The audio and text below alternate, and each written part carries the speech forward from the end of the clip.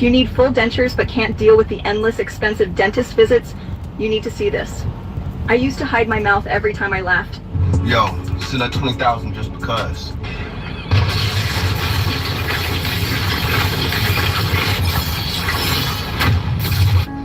Go. Yeah. Dia look out for you, no? Dia look out for you. Yo, look out for you. I'm idea with him. Yo, see them thing I may talk about? Youths enough to know who not breed, eh? Yo, my DNA don't know the youth yet, Mama. But ninjas, who is this ninja trying to give advice to, huh? When we could clearly see he ignored all of the warning signs, my ninjas. Matter of fact, you know what? I take that back. Because any man who had the strength to sleep with Shrek until completion is not someone you should take lightly. It was good. Did you know that the tampon was invented by a man? Earl was his name. Rumor has it Earl and his ragtag group of fellas would go around telling people, we put the men in menstruation. They made a lot of dough. It was all blood money, though. Anyways. She's calling. Is this? Say that there's not enough ninjas going to church. They didn't know how to get us in church, and God said, hold on. I made these ninjas. I know exactly what to do. If you don't go to church, my ninja, you just might be gay. You suck out everything out of your wood when you come. I not left but no crumbs. I mean, I grape it up and carry it up and gird it up and suck out every blood clean thing out of it. Stop where? You think you saying you come over to stop me? She don't know what you. Oh, that's wifey right there. Yeah, my ninjas. It must be a Caribbean woman thing because Mrs. to be acting a fool when she comes to that bar. I be telling her, man, I'm finished. And that's when she gets started. She got y'all ninja like this, my ninjas.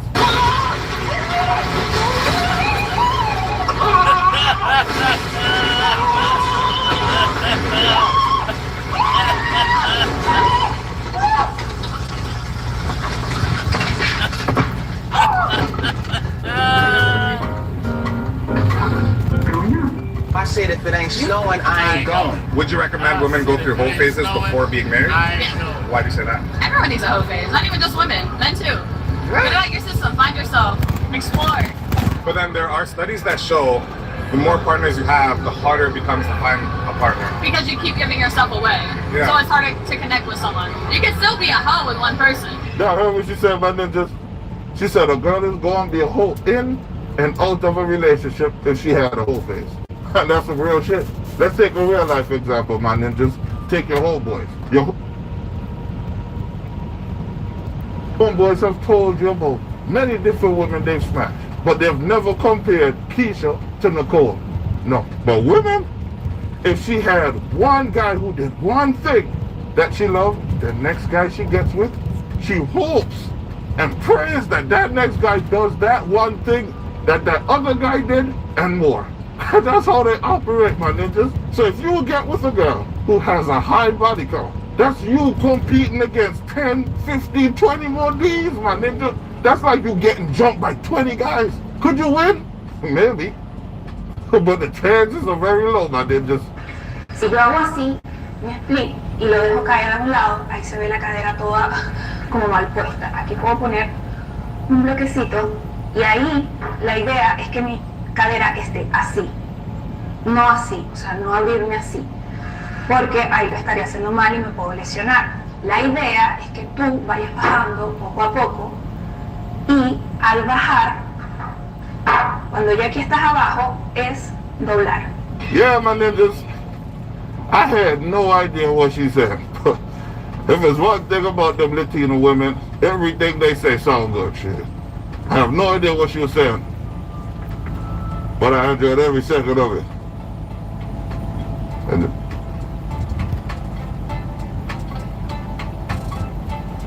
niggas be careful, bro. There's some evil shit going on in the city right now, nigga. Some nigga riding around this bitch on 99 cents of gas. That nigga put a .3 of gas in his shit. Where the fuck you trying to go? Over there, nigga. Which peach is better, mine or African? This? Yeah. My nigga.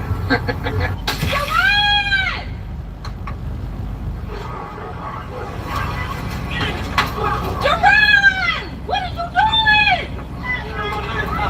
He's doing a brick in the car!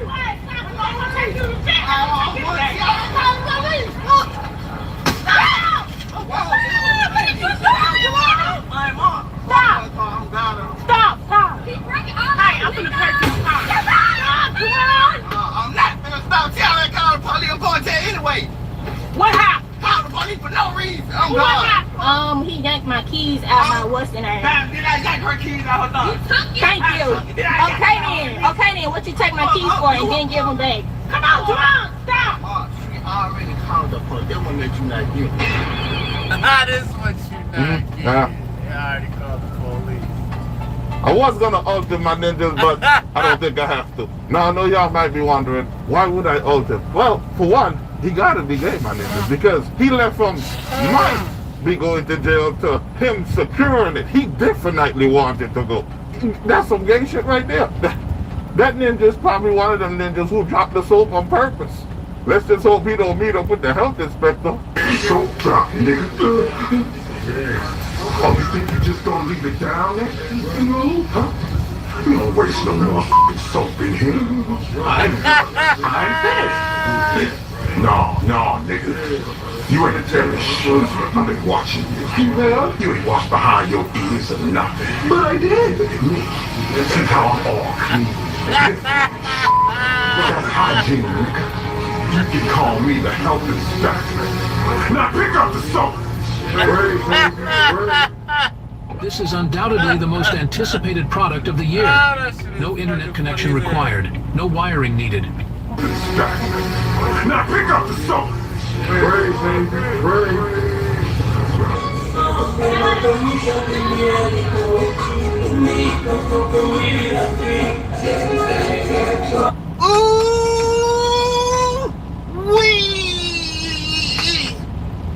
Ladies, don't cheat. Just leave. He went through my phone and I woke up like this.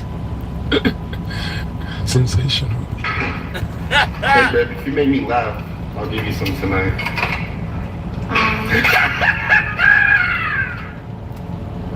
Hold on, my ninja. No, you gotta share. That's a little too much for you. That is too much for you. You gotta share. You gotta share, my ninja. Yeah. You can't handle all of that. Okay. You gotta share with the brother. Yo, here is reason 857 on why I need a man. I go to get the bug oil change today. Now, I had got my windshield changed about 3 or 4 months ago. You know when you get an oil change, they put the little sticker in the car. When I got my windshield changed, they took the sticker. So I'm like, I know I need an oil change, but I just don't know when, you know? Yo, I went to get an oil change today. Them people pull the bug apart, baby. Them people say that ain't nothing coming up out wherever the oil be at, but air. The man said that had I not came, that there would be no more bug. And y'all, I just can't do everything no more. I just can't. I can't do it no more. I might gotta throw in the towel, y'all. I might have to start taking applications. Yeah, but then just first off, let's show some love to this gorgeously handsome melanated queen here. Cue the Dr. Umar. Black queens forever, snow bunnies never. But yeah, my ninjas, I can't even blame those mechanics because I've done that too. Let me tell you a story. I used to work at AT&T. One day, 3 snow buddies came into the store. One of them had a problem with her iPhone. She handed me an iPhone. She said her iPhone won't start. I said, did you drop it? She said, no. Did it get wet? She said, no. I said, all right. Let me take it to the back. Let me run some diagnostics. And then she said, okay. I went to the back, and all I did was held down the power button. Went back out and told her, yeah, that'll be $200. She gave me that money with a tip, my ninjas. Am I ashamed? No. It's not my fault she was stupid. Come on. Very responsible team. They've been with us for a long time. The best of the best that you're going to find in the men's industry. Hi. Nice to meet you. Hi. Welcome. My ninjas. I don't think I'll be able to hold this one in, my ninjas. I don't even care anymore. Because if it ain't snowing. Please don't. We're going grocery shopping tomorrow, and I need your 2 hands to be working so you can bring the groceries in. I'm not doing that.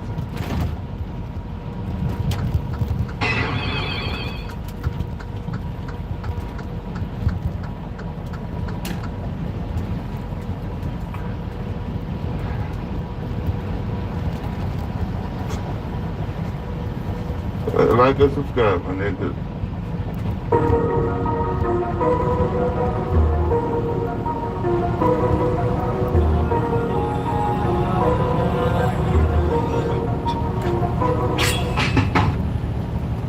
I highly recommend you partner with Elon Musk on Project Colossus before it's too late. Listen carefully. The world will try to distract you, pull you in 1,000 directions, and bury you under noise. But if you want to rise, you must go silent inside and lock your focus on yourself. No excuses, no compromises, no waiting for someone to push you. Define what you want, not what society expects, not what others applaud, what you truly want. Fix that vision in your mind so sharply it burns away doubt. Purpose is the fire that melts fear. Then build yourself with unyielding discipline. Every day, sharpen your mind, harden your habits, and strengthen your will. The weak chase pleasure, the strong chase progress. Stop wasting energy on gossip, comparison, or the opinions of those who aren't building anything. Guard your mind like a vault. Let no fear enter, no negativity survive. Every thought you permit shapes the person you are becoming. Feed your mind with clarity, and it will carve your future with precision. Surround yourself only with those who push you higher. Cut loose the complacent. Distance is not cruelty, it is self-respect. Your environment is either fuel or poison. Choose fuel. Understand this, pain is part of the process. Struggle is proof you are moving beyond your limits. Embrace it, refuse to complain. While others crumble under pressure, you will rise through it. Rely on yourself. Stop waiting for approval. Stop seeking permission. You do not need anyone to believe in you if you are willing to believe in yourself absolutely. And when the time comes, strike. Take massive, decisive action. Move forward boldly, even if your hands shake. Nothing changes until you do. Focus on yourself. Improve yourself. Build your life with precision, power, and fire. Make yourself impossible to ignore. Self-direction, no one is coming to lead you. You must decide, you must direct, you must command your own life. If you're waiting for someone to push you, guide you, or hand you the perfect plan, understand. This truth now, you will wait forever. Masses drift because they refuse to steer. They complain about their lack of progress while handing the wheel of their life to circumstances, to opinions, to fear. But champions are different. Champions seize control of their direction with absolute conviction. Self-direction begins with a decision that you will no longer live by default. You will live by design. This choice must become final, absolute, unquestionable. You must tell yourself, I will not drift. I will not wander. I will not be tossed around like a leaf in the wind. I will move with deliberate force toward my chosen future. That level of inner command ignites transformation. Understand this, a person without direction becomes a slave to distraction. Every notification, every demand, every voice pulls them off course because they have no course. But when you set a clear direction, you become immune to noise. You no longer chase every opportunity, every trend, every fleeting impulse. You chase only what aligns with your purpose. Your time becomes sacred. Your energy becomes weaponized. Self-direction is not about speed, it is about aim. Many people move fast, but they are running in circles. They exhaust themselves without advancing. But when you control your direction, every step compounds, every effort aligns, and your progress becomes unstoppable. 1 year of focused direction will surpass 10 years of scattered effort. To master self-direction, you must begin with intense self-honesty. Ask yourself, what do I truly want? What life would set my soul on fire? What am I willing to sacrifice for it? Answer without fear, without compromise. Because if you do not define your destination, the world will assign you one, and it will be far beneath what you are capable of. Once your destination is set, you must enforce it with unyielding self-discipline. Direction without discipline is fantasy. This means planning your days with purpose, not passivity. Wake with intent. Move with clarity. Eliminate anything that does not advance you. Most people fail not from lack of ability, but from lack of consistency. They drift one day and drive the next. That is not enough. You must strive every day. You will face resistance from your environment, from other people, from within yourself. The path of self-direction is narrow and lonely at first. Others may mock your focus, resent your distance, or misunderstand your priorities. Let them. While they seek approval, you are seeking mastery. While they chase distraction, you are building destiny. Train your mind to obey your vision, not your mood. Moods are fleeting, vision is eternal. This is a secret. Act according to your purpose, not your feelings. If you only move when you feel like it, you will accomplish nothing. The self-directed individual acts because the mission demands it, not because the moment feels comfortable. Guard your inner compass. Every day the world will attempt to pull it off true north, with fear, with doubt, with temptation. But you must return it again and again to the path you have chosen. Self-direction is not set once. It is renewed daily through discipline, reflection, and fierce commitment. Be ruthless about your environment. If people, places, or habits do not support your direction, remove them. This is not cruelty, it is necessity. You cannot climb while carrying anchors. Create conditions that reinforce your aim, books that feed your mind, mentors who challenge your thinking, routines that sharpen your focus. And remember this final truth. The world bows to those who know where they are going. Uncertainty repels opportunities. Conviction attracts them. When you move with absolute clarity, others feel it. They respect it. They begin to follow it. But you must be the first to follow it. You must become the commander of your life. So decide now. Choose your direction with unwavering resolve. Commit to it with ferocious discipline. Guard it with relentless focus. And move toward it with unstoppable momentum. Self-direction is not a suggestion. It is the foundation of power. If you refuse to guide your life, life will guide you into mediocrity. But if you seize control of your direction, no force can keep you from greatness. Watch what peanut butter does to our body. Celery with peanut butter. Peanut butter is one of the worst foods that... Seize control of your direction. No force can keep you from greatness. Definite purpose. If you don't know exactly where you are going, you will be led everywhere except where you belong.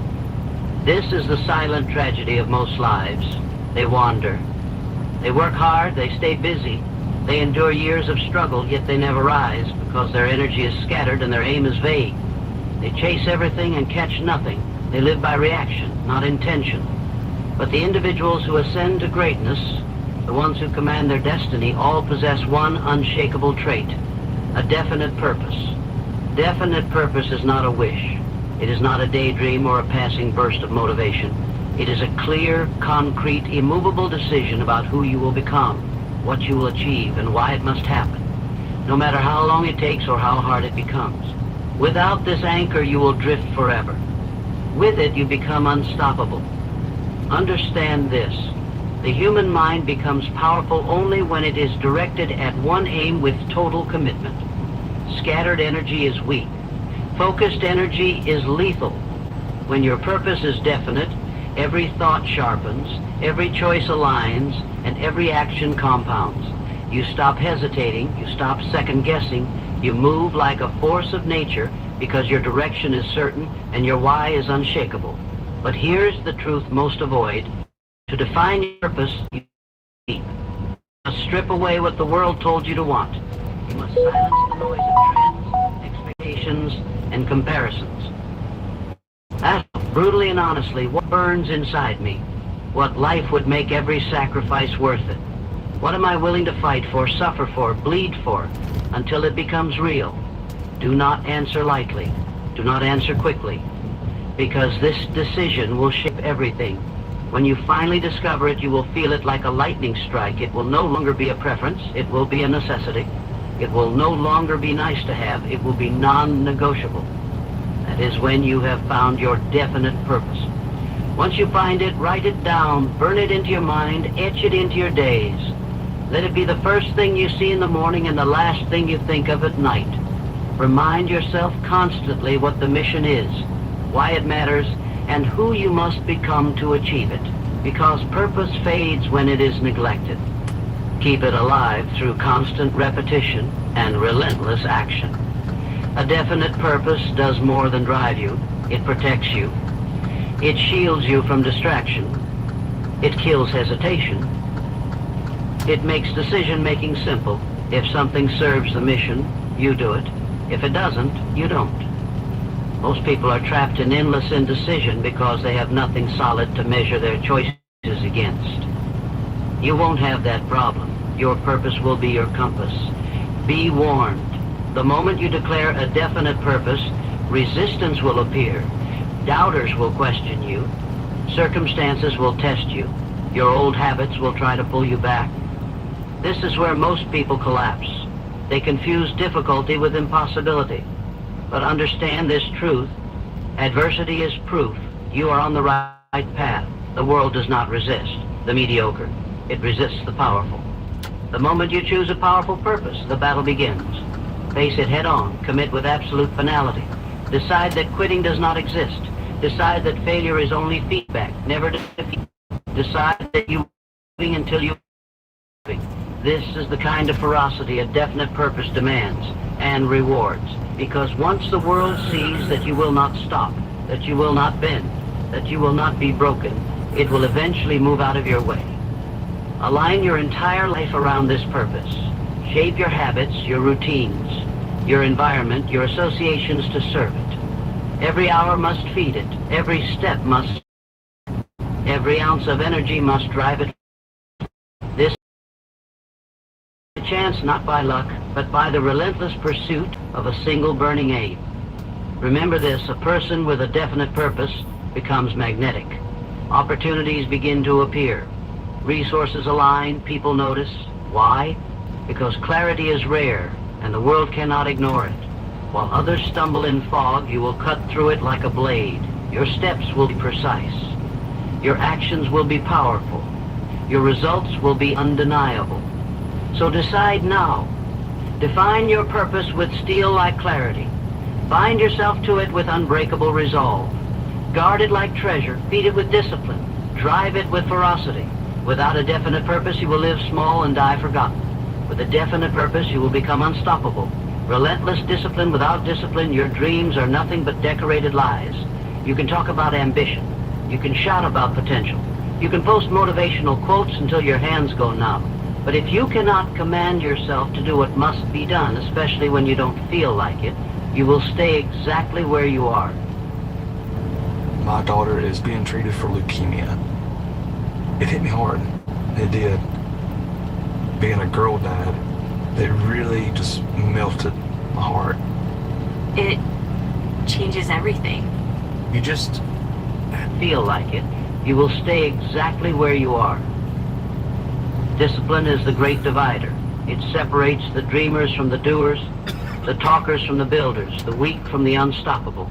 Relentless discipline is not occasional effort. It is not bursts of motivation. It is a daily, merciless enforcement of your mission. It is the decision, made over and over again, that your purpose matters more than your comfort, your future matters more than your feelings, and your vision matters more than your excuses. Understand this. Most people fail not because they lack talent, but because they lack consistency. They work hard for 3 days, then vanish for 3 weeks. They wait for the right mood, the right moment, the right energy. But discipline is not about moods. Discipline is about mastery. The self-disciplined individual moves forward regardless of how they feel. Their emotions obey their mission, not the other way around. Relentless discipline begins with ownership of your time. Every hour you waste is stolen from your future. While others scroll, you build. While others delay, you execute. While others make excuses, you make progress. Plan your days with surgical precision. Protect your mornings like sacred ground. Stack your hours with focused effort. The world hands its rewards to those who consistently show up, not those who occasionally feel inspired. You must also take command of your habits. Your habits are the silent architects of your destiny. If your daily actions are weak, your results will be weak. But if your habits are forged in discipline, your results will be inevitable. This means cutting out the trivial, the useless, the distracting. Replace them with routines that sharpen your mind, strengthen your body, and advance your mission. Every day becomes a brick in the fortress you are building. Relentless discipline demands self-control.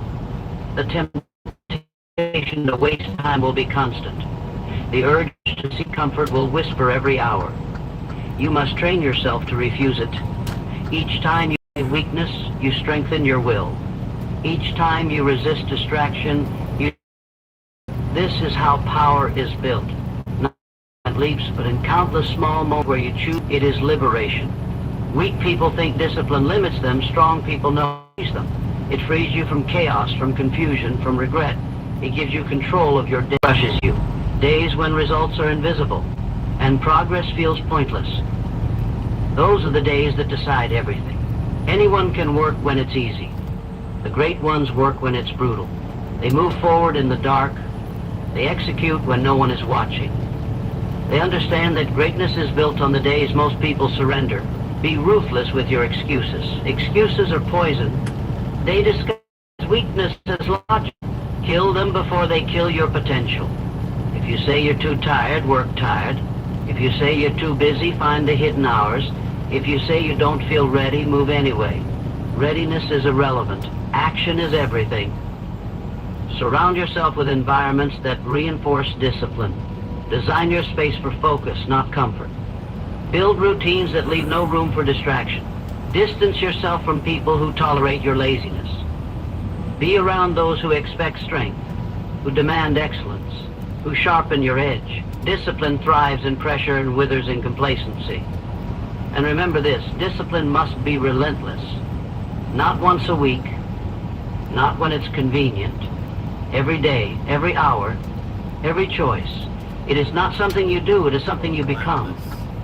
You become a person who simply does not negotiate with weakness. You do what must be done, regardless. Because in the end, this is the unbreakable truth, discipline is the price of freedom.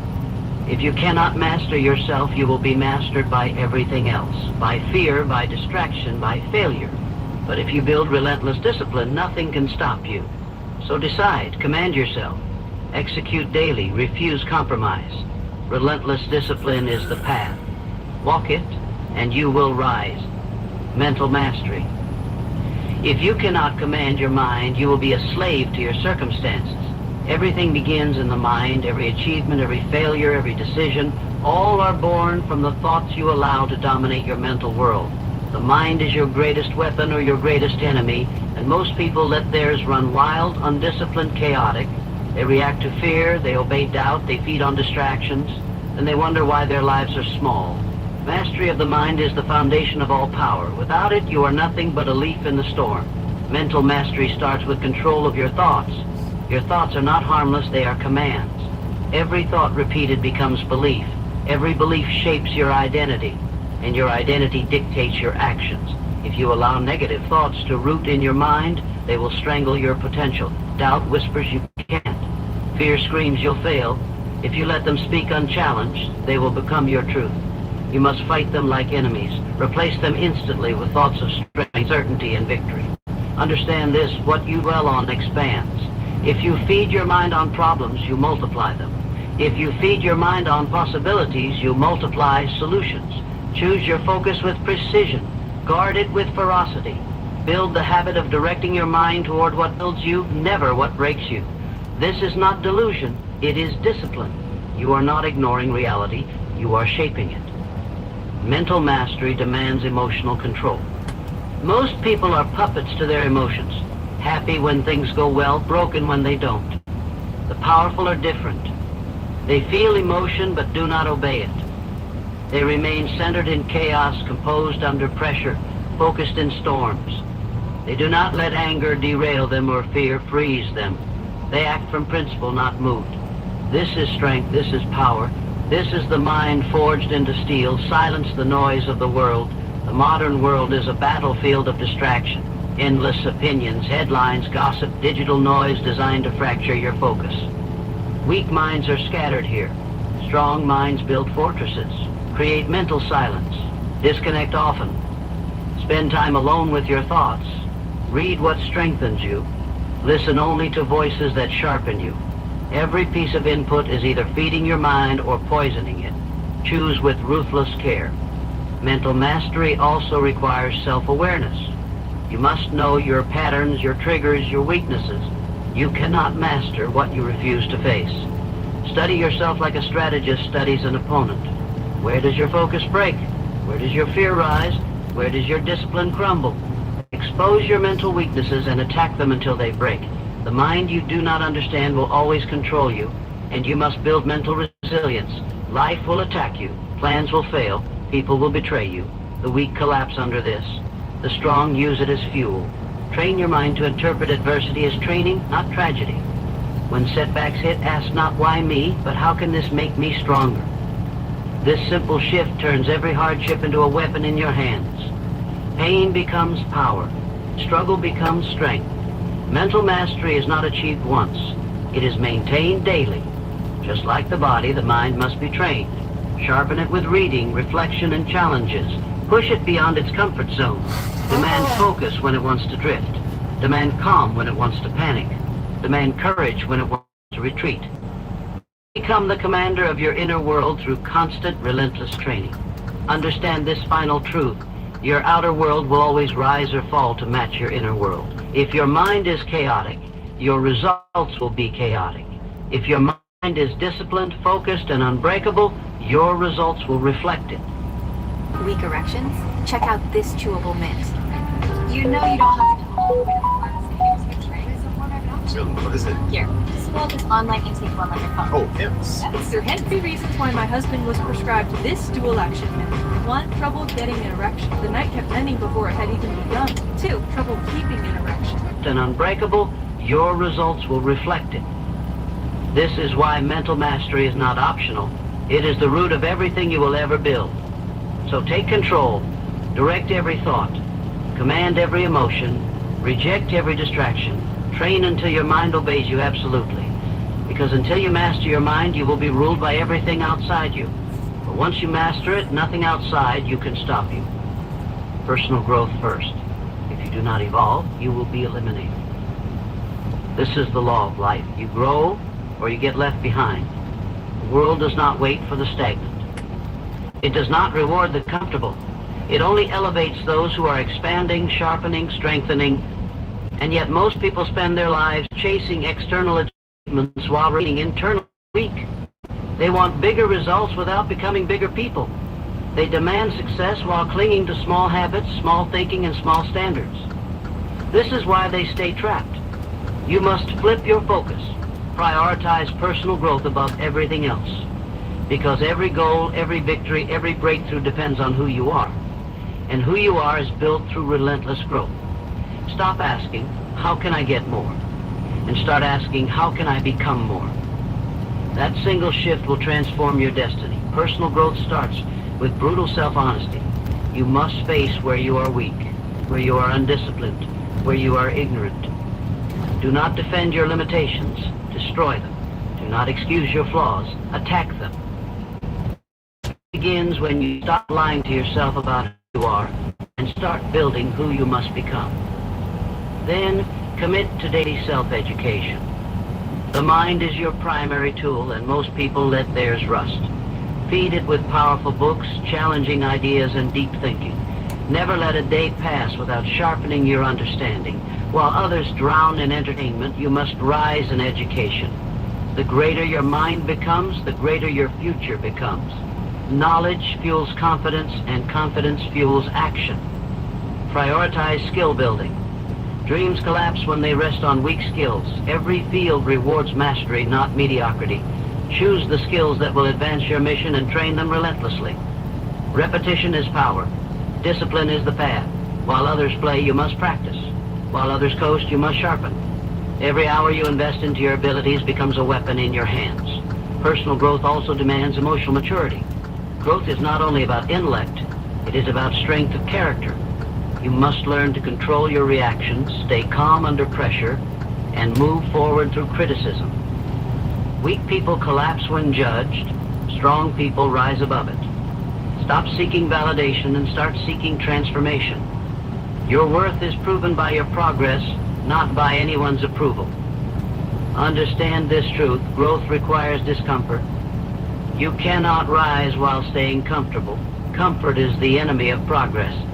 It sedates ambition, numbs hunger, and kills potential. Chase the uncomfortable, step into the unknown, do what scares you. Growth lives in the territory your fear is guarding.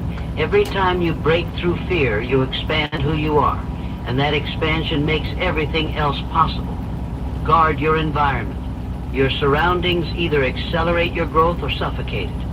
Distance yourself from people who ridicule ambition, who feed your weakness, who normalize mediocrity.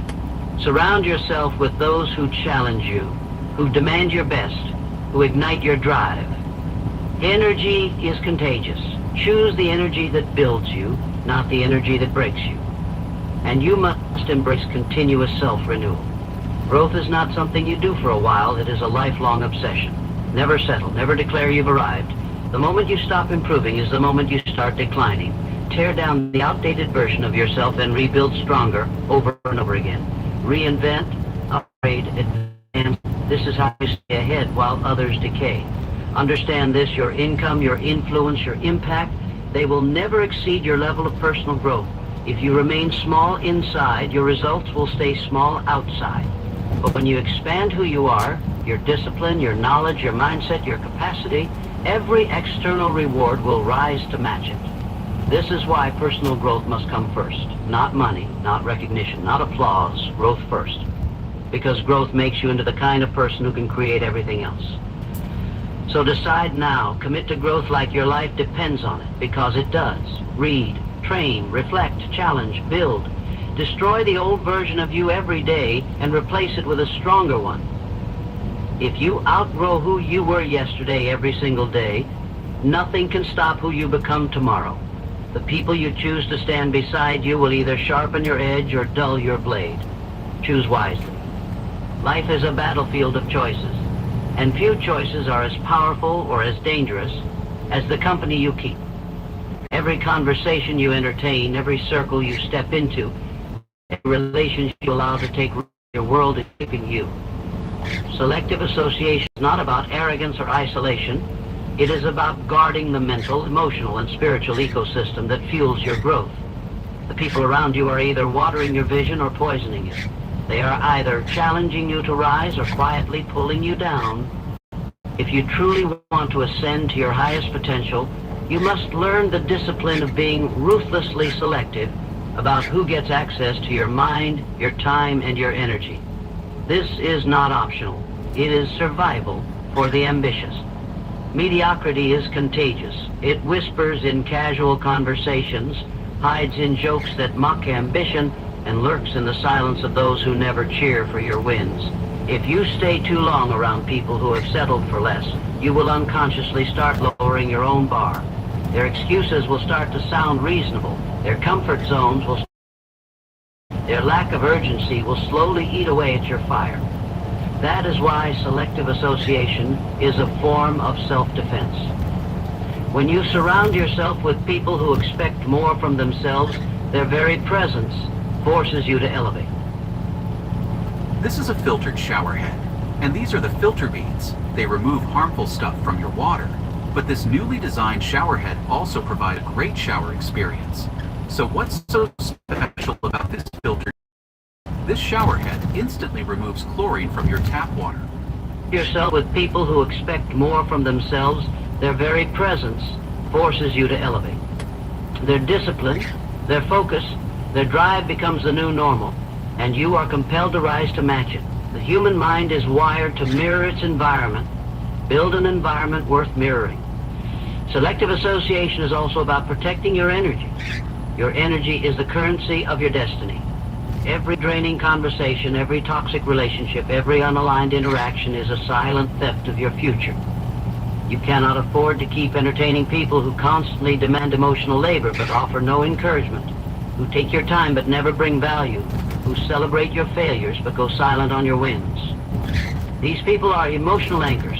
They keep you tied to the dock when you are meant to sail. To move toward greatness, you must cut loose from those who refuse to move. This is not cruelty, it is clarity. You are not obligated to carry those who refuse to walk. Being selective does not mean surrounding yourself only with people who agree with you. It means surrounding yourself with people who challenge you with love, not contempt. People who will tell you the truth, not to hurt you, but to sharpen you. People who see your potential and refuse to let you settle beneath it. These are the allies of your destiny. Seek out mentors who intimidate you with their standards. Align with peers who are obsessed with growth. Build friendships rooted in accountability, not comfort. Let your inner circle be a forge, not a lounge. The fire of their excellence will burn away your excuses. This also requires the courage to walk alone when necessary. There will be seasons where you outgrow your surroundings, where your vision becomes too big for your current circle. In those moments, do not shrink your dreams to fit your company. Be willing to walk alone until you find those who match your hunger. Loneliness on the path of purpose is better than companionship on the road to nowhere. The world will call it arrogance. It is actually alignment. Solitude is where vision clarifies, and clarity attracts the right people. Protect your solitude until the right allies appear. Selective association is not just about who you spend time with. It is about who you allow to influence your thinking. Guard what voices you let into your mind. The content you consume, the conversations you allow, the opinions you entertain are all shaping your internal world. Be as selective with mental input as you are with physical food. Feed your mind with excellence, wisdom, and strength. Reject the noise that dilutes your focus or pollutes your belief. Your mind is your fortress. Do not leave its gates unguarded. Ultimately, your associations are a mirror of your future. Show me your circle, and I will show you your destiny. If you are serious about achieving something extraordinary, you must curate a circle that reflects that standard. This requires discernment, boundaries, and sometimes painful goodbyes. But the reward is power. When your environment aligns with your ambition, growth becomes inevitable. You will rise faster, think clearer, and move with unstoppable momentum because you are no longer dragging dead weight. You are flying with eagles. Remember this, greatness is never built in careless company. If you want to ascend, you must protect your circle like your life depends on it, because it does. The ones who rise are not the ones who avoid pain, but the ones who keep moving through it. Pain is not the enemy of greatness, it is the pathway to it. Every person who has ever built something extraordinary has walked through seasons where pain seemed unrelenting, where the weight of struggle threatened to crush their spirit. What separates those who rise from those who collapse is not the absence of pain, but their persistence through it. Most people stop when it hurts. They interpret pain as a signal to quit, to retreat, to play small. But the truth is this, pain is proof you are pushing beyond the limits that once confined you. It is the sign you are breaking through. Growth is always disguised as struggle, and victory often hides behind the mask of suffering. Persistence through pain begins with a mindset shift. You must stop seeing pain as punishment and start seeing it as preparation. Life will test your resolve before it trusts you with reward. Every setback is sculpting your character. Every hardship is sharpening your resilience. Every heartbreak is hollowing out space within you to hold greater strength. When you feel pain, it means something within you is being refined. Instead of asking, why is this happening to me? Ask, what is this building in me? That shift turns pain from an obstacle into a weapon. It stops being something that breaks you and becomes something that builds you. Pain will try to lie to you. It will whisper that this struggle will last forever, that it is pointless, that you are not strong enough to survive it. Persistence requires you to reject that voice. You must anchor your mind to the vision beyond the pain. When your body screams stop, let your purpose speak louder. When your emotions tell you to quit, let your discipline take the wheel. Remind yourself that pain is temporary, but the reward is permanent. The scars you earn through struggle become the armor you wear into every future battle. Understand this, pain is not linear, it comes in waves. Some days it'll crash over you like a storm. Other days it'll be a dull ache that follows you everywhere. Persistence means showing up anyway. It means working while your heart is heavy. It means staying disciplined when motivation is left. It means refusing to negotiate with your emotions. Champions are forged in the days when they wanted to quit but didn't. I was like, Russell, I'm so... Morning. Ready to get up? 7 o'clock. Alright, let's get it going, let's get it moving, let's get some coffee, let's get a wake up and a stretch up, let's get it popped. Dokaya has his, I think he has his pizza party today. I know he's excited. Let's not let him be late. Alright.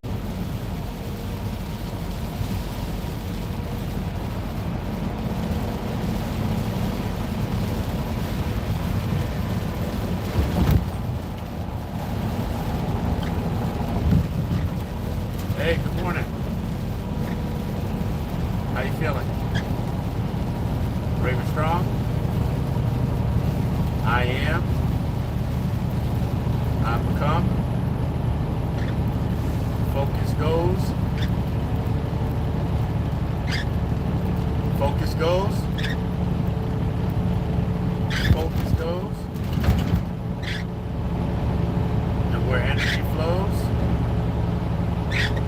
what are the 5 P's?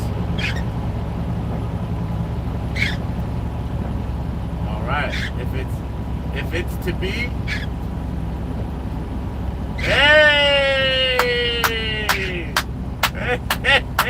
that's what I'm talking about, my boy. You got that shit first try. Woo! Alright, though, you got a pizza party today? So you gotta wear something nice. You gotta make sure those teeth are brushed.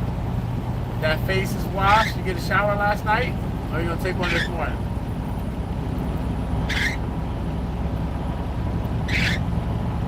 Alright. You just gotta get some breakfast so you're not hungry when you get to school. Your homework's all finished, right? Alright, my man. Hey, how about this? How about I come see you after school?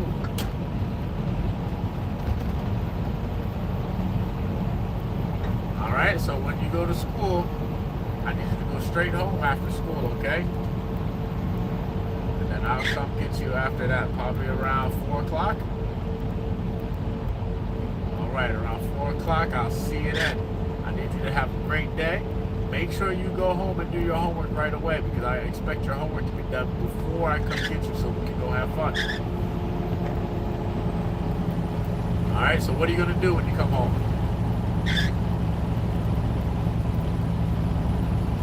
Do your homework immediately. That's right. Get it out the way so it won't be in the way. So that means you got to prepare properly so you can prevent poor performance. Because if I show up and your homework ain't done, I'm just going to leave you there. Alright? You know the plan. You got the plan. It's up to you now. The ball's in your court. I passed it over. Now we'll find out if you hooping later today or you going to ride the bench. Alright, baby boy? Alright, I love you. Oh, smoothest.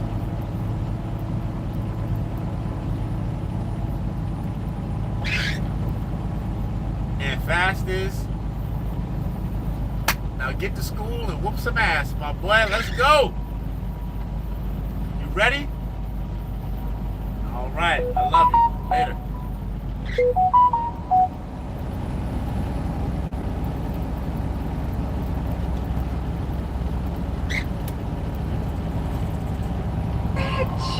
He's like, you are? I was like, yes. I was like, you're rich.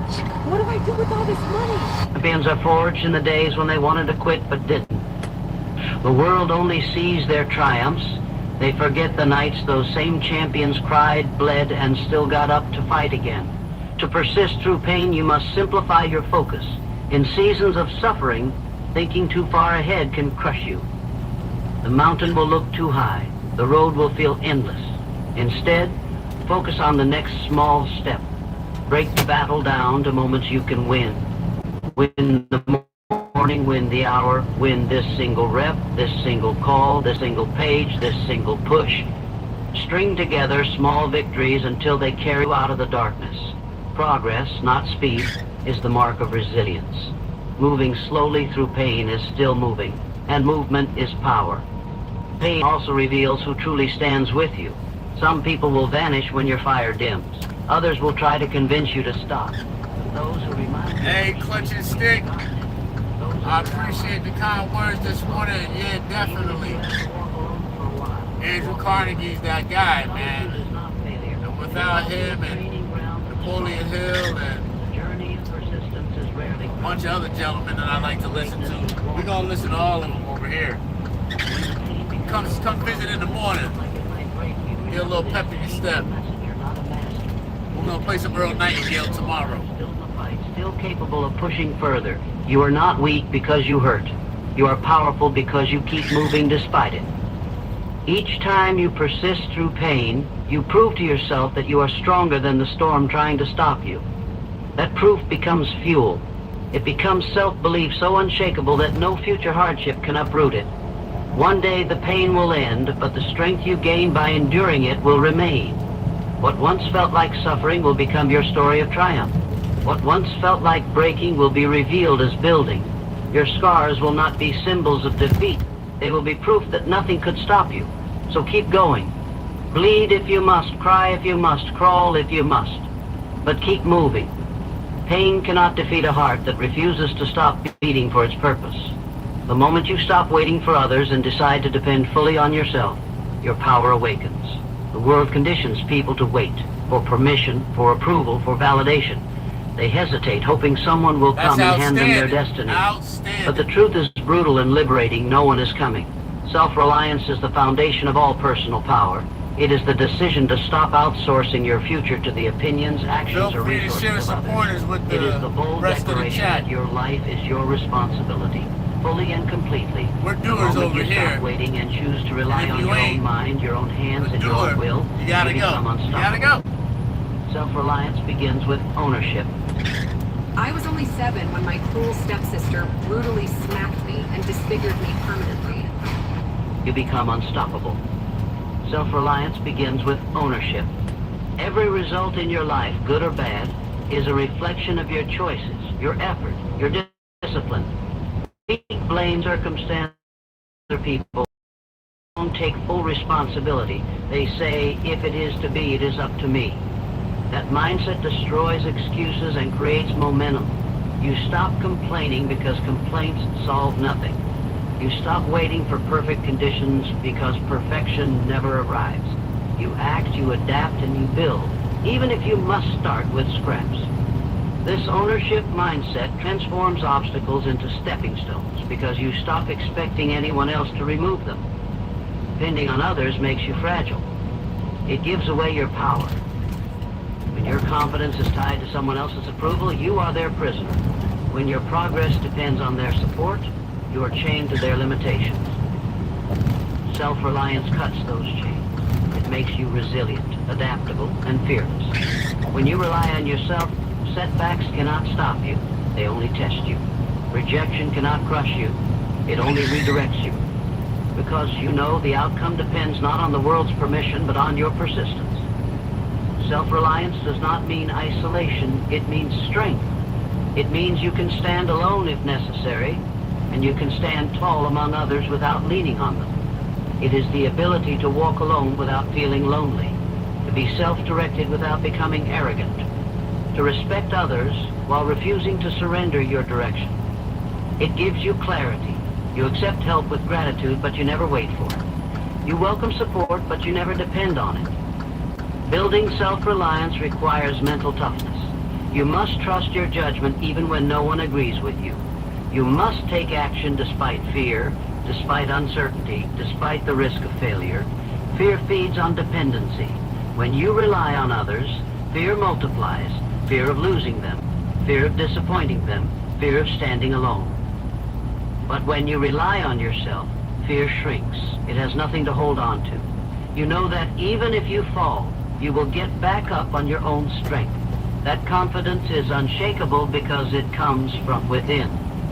To become self-reliant, develop your skills relentlessly. Do you have any ticker symbols for us, Clutch and Stick? Knowledge is power, and the more capable you become, the less you must depend on anyone else's abilities. Invest in your mind daily. Build discipline like armor.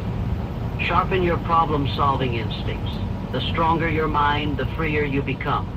When challenges appear, you will not wait for rescue. You will respond. You will handle them because you have prepared for them.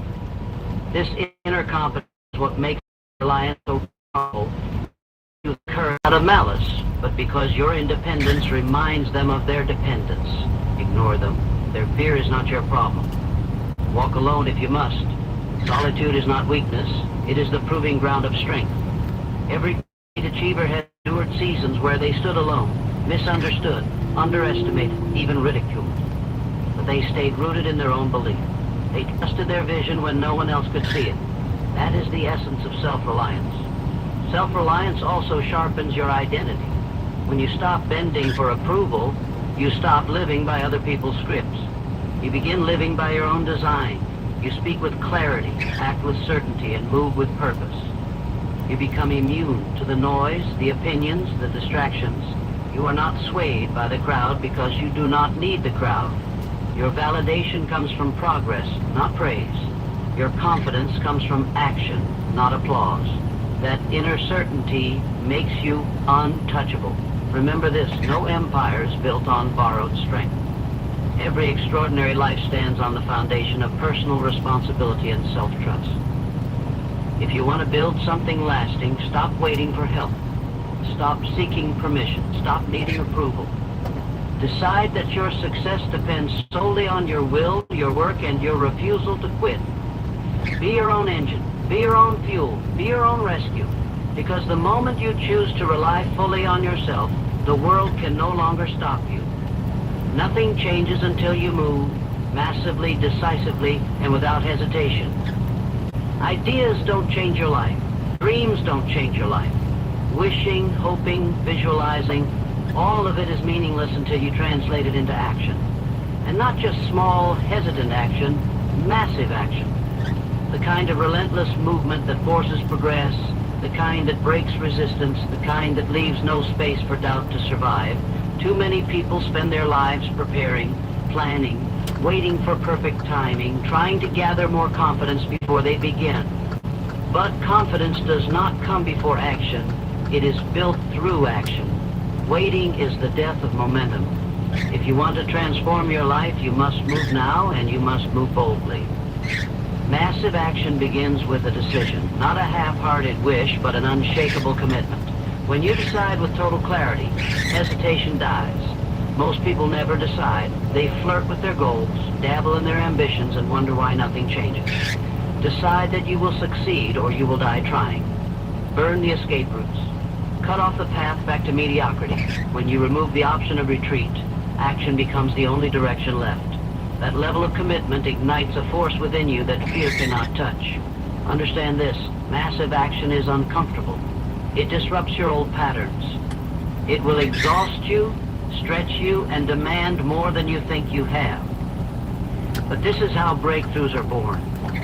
The life you want will not yield to convenience. It will only yield to intensity. Massive action shatters inertia. It creates momentum that ordinary effort cannot. When you move fast and hard, opportunities appear that never show themselves to the hesitant. The world steps aside for the one who refuses to stop moving. Massive action is also how you destroy fear. Fear thrives in hesitation. It grows in the gap between thinking and doing. The longer you wait, the louder fear becomes. But when you act instantly, fear has no time to gather strength. Every bold step you take reduces its power. Motion is the enemy of doubt. Each decisive move proves to your mind that you are capable. Confidence begins to rise. Momentum replaces hesitation. Energy replaces anxiety. Every day. You become unstoppable not by eliminating fear, but by outrunning it. Do not confuse massive action with reckless chaos. This is not about blindly doing everything. It is about doing what matters most with overwhelming intensity.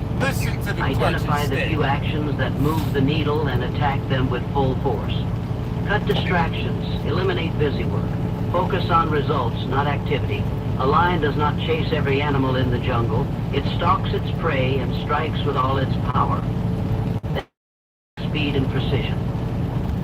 Massive action also demands endurance. A burst of effort is not enough. Anyone can sprint for a day. True transformation requires sustained attack. You must show up daily long after the excitement fades. This is where most people fall apart. They confuse intensity with consistency. Massive action is both. It is showing up with fire today, and then showing up again tomorrow, and the next day, and the next, until your goal bends under the weight of your persistence. Nothing can withstand the pressure of consistent, focused, massive action. You will be criticized.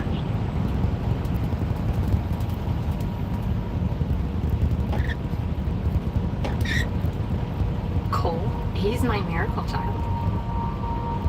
So how does your miracle child? You will be criticized.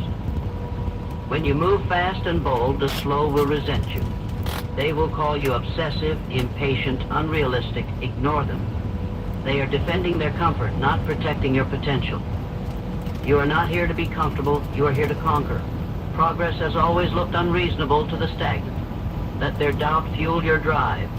Every great achiever was once called insane for moving too fast, until their results silence the noise. Massive action also rewires your identity. The moment you start taking bold steps, your self-image shifts. You stop seeing yourself as someone who tries and start seeing yourself as someone who executes. This shift is powerful because identity drives behavior. When you see yourself as a person of decisive action, hesitation dies. Procrastination evaporates. You become allergic to passivity. You stop waiting and you start building. You stop wishing and you start winning. Remember this truth, you will never feel fully ready. The perfect moment will never arrive. If you wait until you feel prepared, you will wait forever. Action creates readiness, motion creates clarity. Results come only to the one who moves while others hesitate. So move now. Move boldly, move massively. Break through the resistance by overwhelming it with action. Let the world see your speed and intensity and have no choice but to respond. Do not dip your toe in the water. Dive head first and burn the boats. Do not whisper your goals. Attack them with fire. Because the future belongs to the one who moves first, moves fast, and refuses to stop moving. Nothing changes until you act. Everything changes when you do. Remember this, your life will never rise beyond the standards you set for yourself. Every breakthrough, every victory, every transformation begins the moment you choose to stop waiting and start building. You have within you everything you need, clarity, strength, willpower. But they awaken only when you demand more from yourself than the world does. Focus on yourself with relentless obsession. Shape your mind like steel. Discipline your days with precision. And guard your energy as if your future depends on it, because it does. Cut away distractions. Silence the noise and surround yourself only with forces that fuel your rise. Endure the pain, trust your vision, rely on your own strength, and move with massive, unstoppable action. No one is coming to save you. You are the rescue. You are the power. You are the force that will change your life. Now stand up and build the life you refuse to be denied.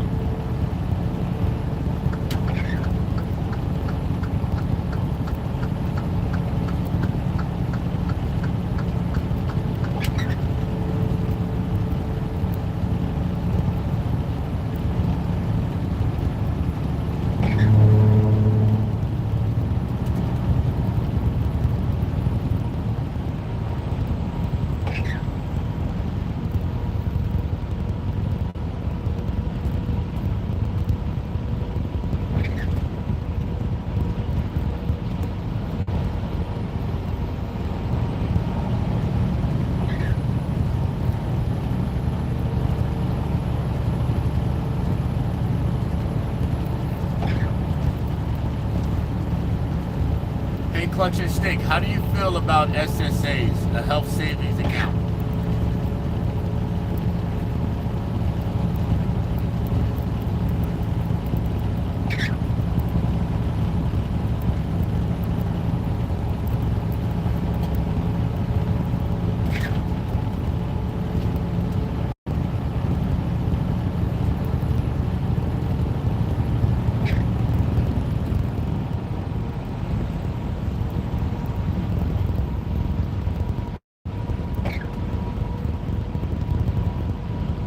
A little Jim Ron this morning. We can do that. This is the boot that started it all. When you think of LL Bean, you think of the Bean boot. LL, our founder, was an avid. Here's something most people never figure out until it's too late. Your entire life, everything you'll become, everything you'll achieve, everything you'll contribute, it all gets decided in the first hour after you open your eyes. Now, I know that sounds dramatic, but stay with me here because this might be the most important thing you hear today. I agree. Let me ask you something. Yeah, I agree. When that alarm goes off tomorrow morning, who's really in charge of what happens next? Is it you, with your dreams and your goals? A's are an account that you can set up for health expenses, and as it matures, because I'll tell you right now, you can actually borrow against it and put a stipulation in it later on.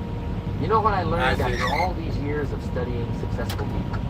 The Gets to a difference certain between someone point. who's making it and someone who's You struggling. can pay out of pocket for all your medical expenses and not touch the HSA, and then let me tell you something you that can might shake you up backdate a your little bit. transactions I've had and cut yourself a breakfast with check millionaires, and I've had after breakfast with maturity. people who were broke. And here's what Tax fascinated free. me. It wasn't what they I ate like that was different. HSAs. It was what time they ate it, what they were thinking about while they ate it, and what they did in that first hour after opening their eyes. See, most people wake up and immediately go into reaction mode. The alarm goes off, they hit snooze 3 times, finally drag themselves out of bed, and then spend the next hour responding to whatever life throws at them. Check the phone, read the news, get disturbed by what's happening in the world, rush through a shower, grab whatever's quick for breakfast, and head out the door already feeling behind. That's not a morning routine, that's a morning emergency. And here's the challenge with that approach. When you start your day in emergency mode, you spend the rest of your day trying to catch up with yourself. Now let me tell you about a different approach. When I was younger and struggling to make ends meet, I noticed I was waking up later and later. Hey, Clutch I'd and sleep Stick, I until the last appreciate you coming possible on here this moment, morning, rush through my man. morning like my Old hair lady, was I on don't know who fire. I'm talking to And you here. know what? My bank account reflected that chaos. My relationships reflected I really that do. chaos. My health reflected that chaos. It's a good way to start your Everything day. in my life was reactive, scattered, and just barely getting by. Then I met this mentor who changed everything for me. He asked me a simple question. Jim, what time did you wake up this morning? I told him and he just smiled and said, that explains a lot. He taught me something profound that morning. He said, Jim, successful people understand that the morning is when you take command of your day. Not the afternoon when you're tired. Not the evening when you're depleted. The morning. That's when your willpower is strongest. That's when your mind is clearest. That's when you have the most energy to invest in yourself. And then he said something I'll never forget. Don't give your best hours to someone else's agenda. Give your best hours to becoming the person who can handle any agenda. That hit me hard. I realized I'd been giving away my mornings to sleep, to comfort, to whatever felt easy in the moment. But successful people, they were claiming their mornings like prime real estate. They understood something fundamental about human nature. How you do anything is how you do everything. If you can't discipline yourself to start your day with intention, how are you going to discipline yourself to build a business? To save money? To improve your relationships? To reach your goals? Here's what I started doing, and it changed everything. I set my alarm an hour earlier, just 1 hour, and instead of sleeping in, I used that hour to work on myself. I'd read something that inspired me. I'd review my goals. I'd think about the kind of person I wanted to become. I'd plan my day with intention instead of just reacting to whatever showed up. And you know what happened? Within 90 days, my income started changing. Within 6 months, my whole life started changing. Not because I found some magic formula, but because I changed who I was becoming, and I did it one morning at a time. Let me explain why this works. Your morning is the only time of day that truly belongs to you. Think about it. Once you leave your house, you're on someone else's schedule. And that's the problem most of us have is financial problems. Your client's schedule. And if your you're family's consistent, needs. and you got a traffic pattern, a plan, and you can appointment times. But that first hour, that's put everything aside to achieve it. And what you do with what's yours determines what you'll do with what could be yours. It takes a while, but things will change. The truth is, self-discipline is the bridge between goals and accomplishment. You can have all the goals in the world, but if you can't discipline yourself to do what needs to be done, when it needs to be done, whether you feel like it or not, those goals will remain dreams. And where does self-discipline start? It starts with that alarm clock. It starts with getting up when you said you would. It starts with doing what you plan to do instead of what's comfortable to do. I've watched this pattern for decades now. Show me someone who can't get out of bed in the morning, and I'll show you someone who's struggling in multiple areas of life. Show me someone who bounds out of bed with purpose and intention, and I'll show you someone who's creating the life they want. It's not complicated. It's actually beautifully simple. Your morning routine is a reflection of your personal philosophy, and your personal philosophy determines your results. Here's something else I learned. Successful people start their day as students. They wake up ready to learn something, to improve something, to grow in some way. Unsuccessful people start their day as victims. They wake up complaining about having to get up, complaining about what they have to do, complaining about the weather, the traffic, their circumstances. One group is asking, what can I learn today? Ron. The other group is asking, why does this always happen to me? And those two questions lead to two completely different destinations. You know what separates average from excellence? It's not talent. I've met plenty of talented people who are broke. It's not connections. I've met people with incredible networks who could make anything happen. It's not even intelligence. I've met brilliant people who couldn't pay their bills. What separates average from excellence is this. Successful people do daily what unsuccessful people do occasionally. And where does that daily discipline show up first?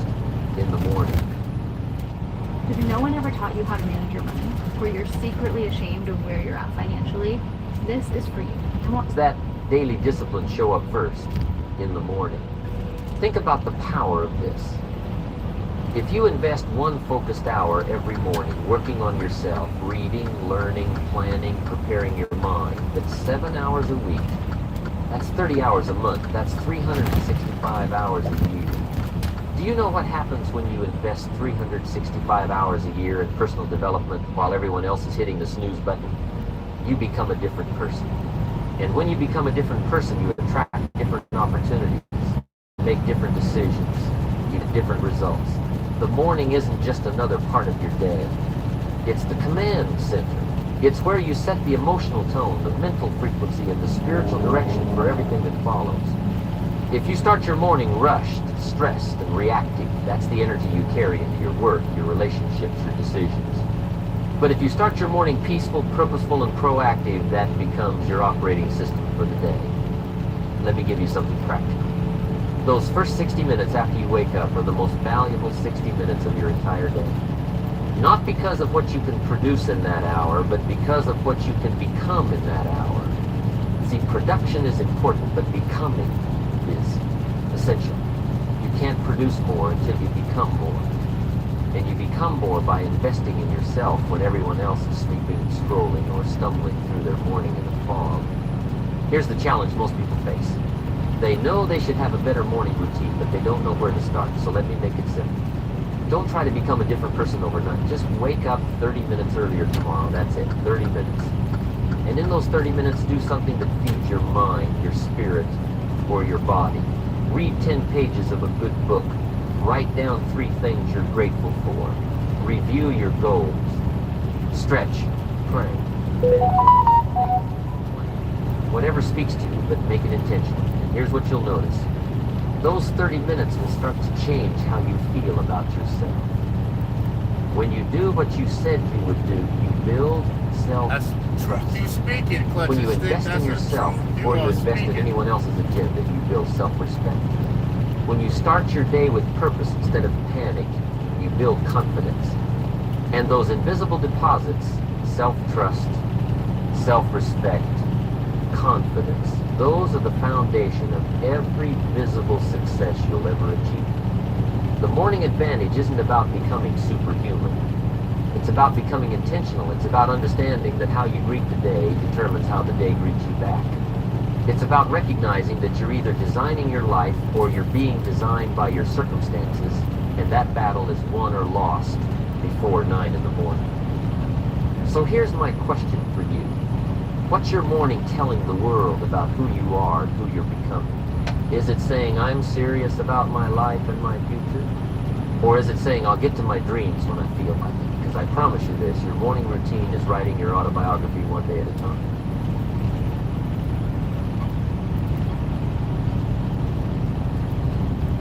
And the beautiful thing about that, you get to write a new chapter tomorrow morning. You get to start fresh. You get to choose different. When you do, everything changes. Now let me share with you what took me years to understand, and once I got it, everything changed. See, most people wake up in the morning thinking about what they're going to do that day. They're thinking about their to-do list, their appointments, their obligations. And that's fine, that's necessary. But here's what separates the person who's truly going somewhere from the person who's just going through the motions. Successful people wake up thinking about who they're going to become that day. There's a fundamental equation in life that you've got to tattoo on your brain. Here it is. To have more, you must become more. Not do more, become more.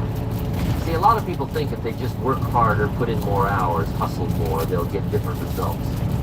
But that's like trying to harvest a crop you never planted. The harvest comes from what you've sown, and what you've sown comes from who you've become. Let me tell you a story that opened my eyes to this truth. I was in my 20s broke and frustrated. I mean really broke. Pennies in my pocket kind of broke. And I was working hard, let me tell you. I was putting in the hours, but nothing was changing. Then I met this wealthy man at a seminar, and I got brave enough to ask him the question that was burning inside me. The Millionaire Next How Door is did a you good become book. so successful? You know what he told me? He said, Jim, I didn't set out to get rich. I set out to become the kind of person who could create value, solve problems, and serve people at a high level. The money was just a byproduct of becoming that person. That conversation haunted me. I went home that night and looked at my bookshelf. You know what was on it? Dust. I didn't have books. I had excuses. I had reasons why I couldn't get ahead. But I didn't have resources to help me become better. Meanwhile, the successful man I just met had a library that cost more than my car. He was investing thousands in books, seminars, and courses while I was investing in lottery tickets and hoping for a miracle. Here's what hit me right between the eyes. He was working on himself. I was working on my circumstances. He was focused on personal development. I was focused on complaining about the economy. He spent his mornings reading philosophy and studying success principles. I spent my mornings sleeping late and watching whatever was on television, and we were getting exactly the results our morning habits deserved. So I made a decision that changed my life. I decided to become a student again. not of school. I was done with formal education. You can work I hard. became a student You can speak of well. success, of philosophy, And you of can have human talent. potential. I highly recommend It you all partner sounds with good. Elon Musk on Project Colossus before it's too late. But you gotta have a plan, Of baby. philosophy, You gotta have a human plan. potential. And you know where that study happened? In the morning. But without a Every plan, single what you morning talking before about? I did anything else. Without a plan, I what you working invested hard at least for? 30 minutes in feeding Without a my plan, mind where you gonna something put that new. talent? Now here's what most people don't understand about personal development. It's not about pumping yourself up. And a quiet It's hard not worker about will be a getting good speaker motivated for a too. few hours and then going back to your old ways. Real personal development is plan. about A fundamentally quiet hard changing worker who with a you plan are, how you think, will how you outperform a see good the speaker. world, how you respond to challenges, how you You treat can't talk your way out of opportunities. laziness. And that kind of change doesn't happen at a weekend seminar. It happens in the quiet That's not to morning say hours both can't be true when at the nobody's same time. watching, You're when you're right, I alone do with a agree. book, You need to a speak journal, properly. or your own thoughts. I learned this phrase that became my philosophy. Formal education will make you a living, but self-education But I will think make you you need a all fortune. those things. Now, I'm not knocking formal education. It's Get more all of about it you when can. you say what you say. But don't stop there. Then how much you Because what say. they teach you in school is how to work for money. What you teach yourself is how to have money work for you. What they teach you in school is how to be an employee. What you teach yourself is how to be valuable. And there's a massive difference between those two things. The morning is when you give yourself that self-education. It's when you read the books that challenge your thinking. It's when you listen to the ideas that expand your vision.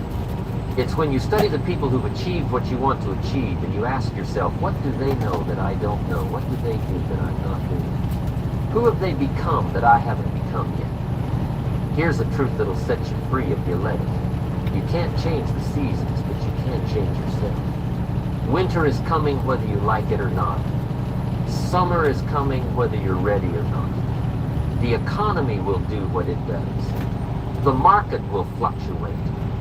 People will be people. You can't control any of that. But you can control who you're becoming. And when you change yourself, you change everything. That's why the morning routine of successful people looks so different from everyone else's. While most people are consuming news that makes them anxious, successful people are consuming knowledge that makes them powerful. While most people are scrolling through social media comparing their lives to others, successful people are reviewing their goals and comparing their present self to their future self. While most people are reacting to what everyone else thinks is important, successful people are creating what they know is important. Let me give you something practical here. Every morning, I review my goals. Not once a year on New Year's Day. Every single morning. And you know what that does? It keeps me connected to my goals. It reminds me who I'm trying to be. It shows me the gap between where I am and where I want to be, and that gap becomes my motivation. That gap becomes my curriculum. That gap tells me what I need to learn, what I need to improve, what I need to work on. See, most people set goals and then forget about them. That They does write them sound down crazy. on January 1st and don't But look it's at true. them again until December 31st. A lot of folks and then they live wonder way why beyond their nothing means. changed. But when you And they review your think goals every 250,000 morning, is a big something number. magical happens. But that shit goes fast. Your mind starts working on them subconsciously. You start noticing Matter of opportunities fact, you would have missed. As soon You as start you making outprice decisions. yourself on a house, You a start car, becoming the person who can achieve those goals insurance. rather than just hoping those goals will somehow well, see, achieve your weekly themselves. income is already spent. Here's another thing about morning personal development that people miss.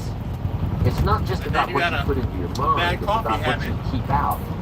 See, if you wake you up don't and wake up immediately early check enough the to make news, your own. you're filling your mind with problems So you instead can't of paying solve. 33 cents a cup, If you're you paying wake up 7 and to immediately 10, check $12 email, a you're letting cup other people set every your day. agenda. If you wake up and immediately start thinking about Dropping everything that went $400 wrong a month on yesterday, coffee. you're programming That's worse than a yourself for cigarette more now. of the same. But if you wake up and guard that Not first touching, a hour lot like of it's coffee sacred, drinkers smoke because it cigarettes. is, if you protect your mind and feed it carefully and intentionally, you're doing something most people never do. You're taking responsibility for your own mental state. You're choosing your thoughts instead of letting your thoughts choose you. You're directing your focus instead of letting your focus be hijacked by whatever screams the loudest.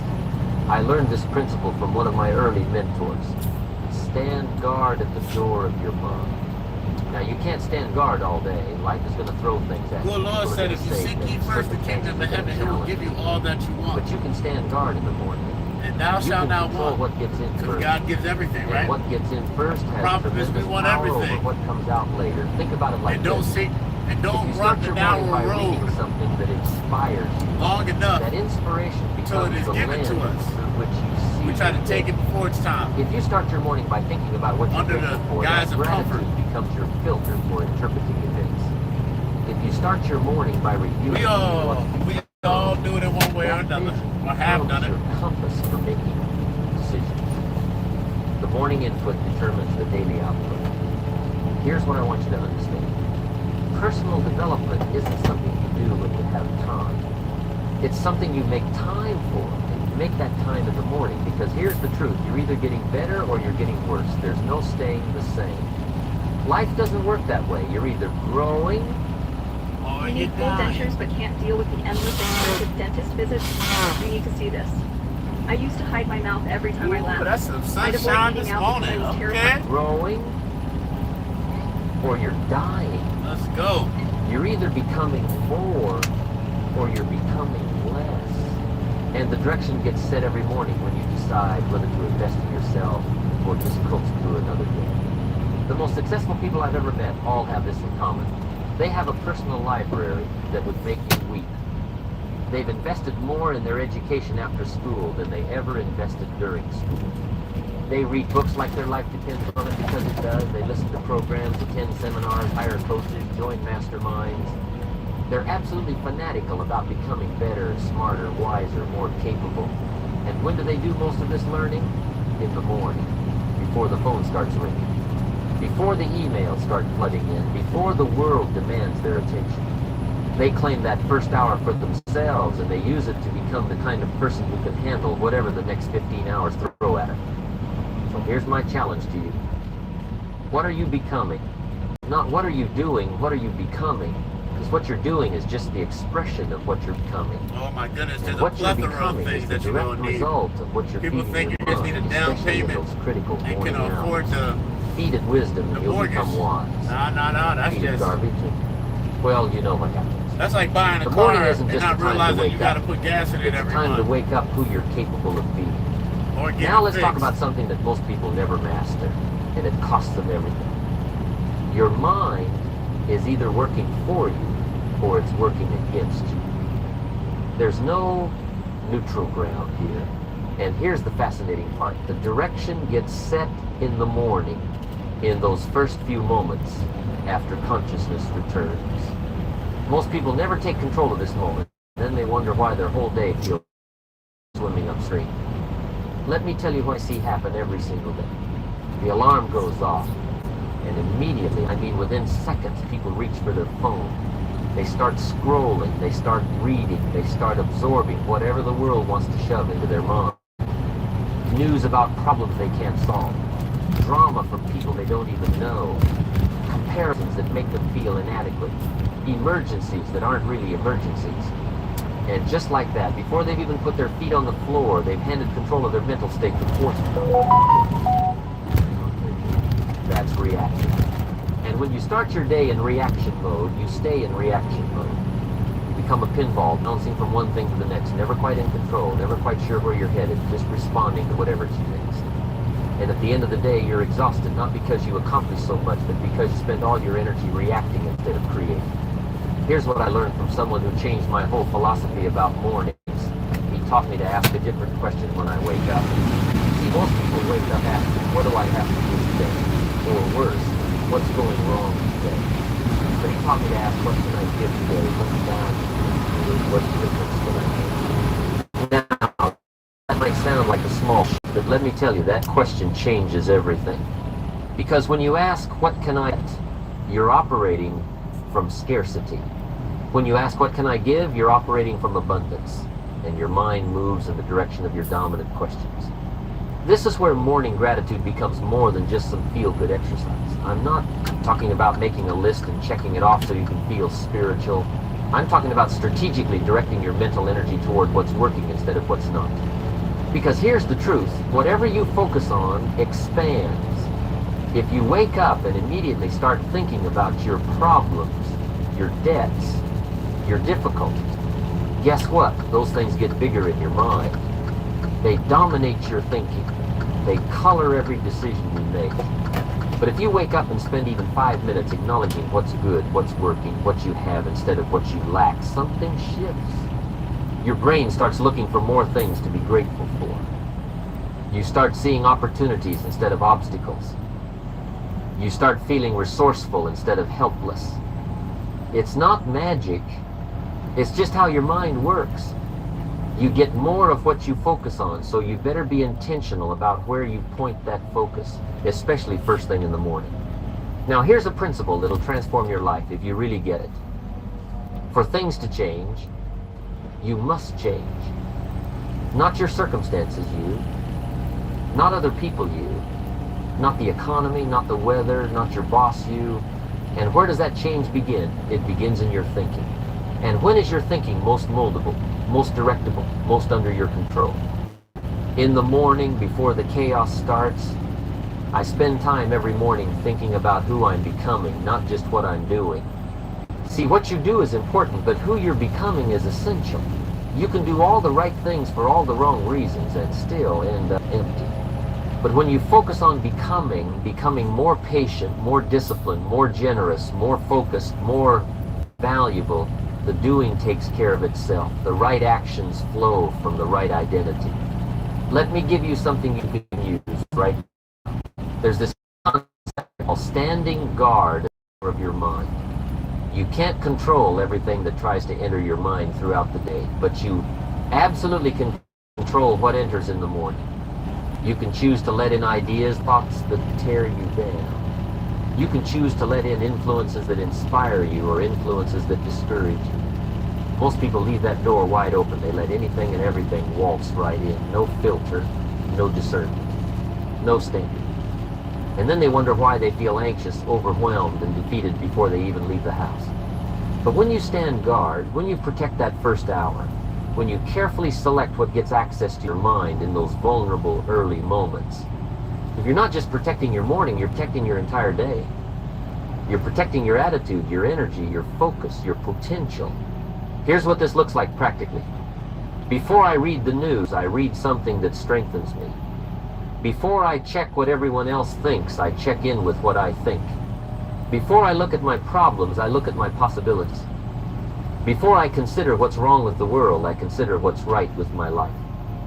It's a discipline. It's a practice. It's intentional. And it works. Think about it this way. Your mind is like a garden. Whatever you plant in the morning grows throughout the day. Plant worry, you'll harvest anxiety. Plant negativity, you'll harvest frustration. Plant doubt, you'll harvest inaction. But plant possibility, you'll harvest opportunity. Plant gratitude, you'll harvest joy. Plant purpose, you'll harvest productivity. The morning is planting time. The afternoon is growing time. The evening is harvest time. So you better be intentional about what you're planting when that sun comes up. Here's something else that's critically important. The quality of your morning thoughts determines the quality of your daily decisions. If you start your day thinking small, you'll make small decisions. If you start your day thinking about survival, you'll make survival-based choices. If you start your day thinking about scarcity, you'll make fear-based moves. But if you start your day thinking about growth, possibility, and abundance, your decisions reflect that. You take different actions, you see different options, you create different results. Transform your learning program with the AI-powered Absorb LMS. Empower and upskill your workforce, customers, and partners with engaging learning experiences. Backed by AI. Create different results. So let me ask you something and be honest with yourself. What's the first thing that enters your mind in the morning? Is it dread? Is it stress? Is it all the things you don't want to do? Or is it purpose? Is it gratitude? Is it anticipation for what you're going to create? Because whatever it is, that's your operating system for the day. That's the software running your life.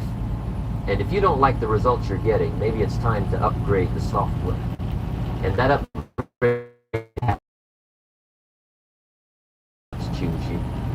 The power isn't perfect thoughts. The power is in intentional thoughts. The power is in recognizing that you have a choice. Every single morning you get to decide, will I direct my mind or will I let my mind be directed by whatever shows up? Will I create my mental state or will I inherit my mental state from my circumstances? Will I be the author of my thoughts or will I be a victim of my thoughts? That's the morning advantage right there. That's where successful people separate themselves from everyone else, not in what they accomplish by noon, but in what they establish in their mind before dawn. They take control. They stand guard. They choose intentionally. And that choice, repeated every morning, becomes the foundation of an extraordinary life. Now, here's where everything comes together, and this is the part that separates the dreamers from the achievers. You can have the best morning routine in the world. You can wake up early, read all the right books, think all the right thoughts, feel all the right feelings. But if that inspiration doesn't translate into action, if that morning preparation doesn't lead to afternoon execution, then what you've got is entertainment, not transformation. Let me tell you about two people I knew. Both of them came to the same seminar. Both of them got inspired. Both of them bought the books, took the notes, felt the motivation surge through their veins. They both went home fired up, ready to change their lives. But here's where their paths split. One of them woke up the next morning and implemented one small thing, just one. He started waking up 30 minutes earlier and reading for 20 minutes. That's it. Nothing fancy, nothing complicated. Just one small morning discipline. The other person, he felt inspired for about 3 days, then went right back to his old routine. Same late mornings, same rushed chaos, same excuses. Fast forward 6 months, the first guy had read 10 books. His thinking had changed, his confidence had grown, his income had increased, his relationships had improved. Why? Because daily action leads to weekly results. Weekly results lead to monthly progress. Monthly progress leads to yearly miracles. But it all started with one simple morning discipline, done consistently. The second guy, still waiting for the perfect moment. Still planning to start. Still hoping something would change while he kept doing the same things. Here's the truth that nobody wants to hear, but everybody needs to understand. You don't have to change 1,000 things. You just need to change a few key things and do them every single day. And the morning is where you lock in those key things. Before the phone rings, before people need you, before life gets complicated. You do the most important things first. Every morning I identify 3 things that matter most that day. Not 10 things, not 20 things, 3. And I do those 3 things before noon. Yes, owner-operator. Why before noon? Because that's when my energy's highest. That's when my willpower is strongest. That's when I'm least likely to make excuses. If I wait until afternoon, I'll be tired. If I wait until evening, I'll be drained. But in the morning, I'm ready. And when those 3 most important things get done, the rest of the day is a victory lap. See, success isn't about being perfect. It's about being consistent. It's about doing the right things over and over until they become automatic. Well, I got 2 summers in my truck paid. 2 summers in my truck When you paid. do what you said you would do, when you said All you the would do it, services done. whether you feel like It's it or a not, that's when you build the kind of Western character Star. that attracts success. Here's what I want you to hear clearly. Starting your day right isn't about perfection. It's about direction. And direction determines destination. If you're heading north every morning, even at a slow pace, you're going to end up somewhere completely different from the person heading south. The speed doesn't matter as much as the direction. And you set that direction in the first hour of your day. So here's my challenge to you, and I'm completely serious about this. Give me 30 days, just 30 days of intentional mornings. Wake up earlier, feed your mind something good, review your goals, plan your day, choose your thoughts. Then take action on what matters most. 30 days, that's all I'm asking. Because I promise you this, if you give me 30 days of serious, intentional mornings, you won't recognize yourself at the end of it. Your confidence will be different. Your results will be different. Your whole life will start shifting in a new direction. Don't wish it were easier. Wish you were better. And you become better one morning at a time, one decision at a time, one action at a time. The compound effect of those morning disciplines will amaze you. But you've got to start, you've got to commit, you've got to make the decision that your mornings matter more than your comfort. Because they do, they absolutely do. We created this boot to provide a modern day update to boots that LL Bean is known for. We use modern footwear materials and technologies to provide updated fit and comfort while still keeping the heritage look and crafted materials that LL Bean is known for. Our primary goal was versatility. We wanted this boot to be the one that you never want to take off.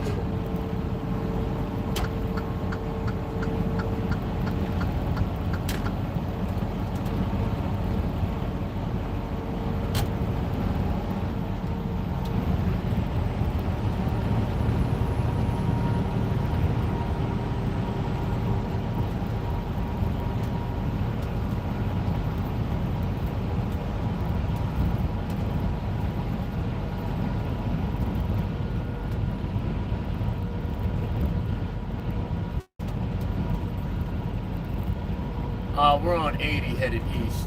We're going to Maine.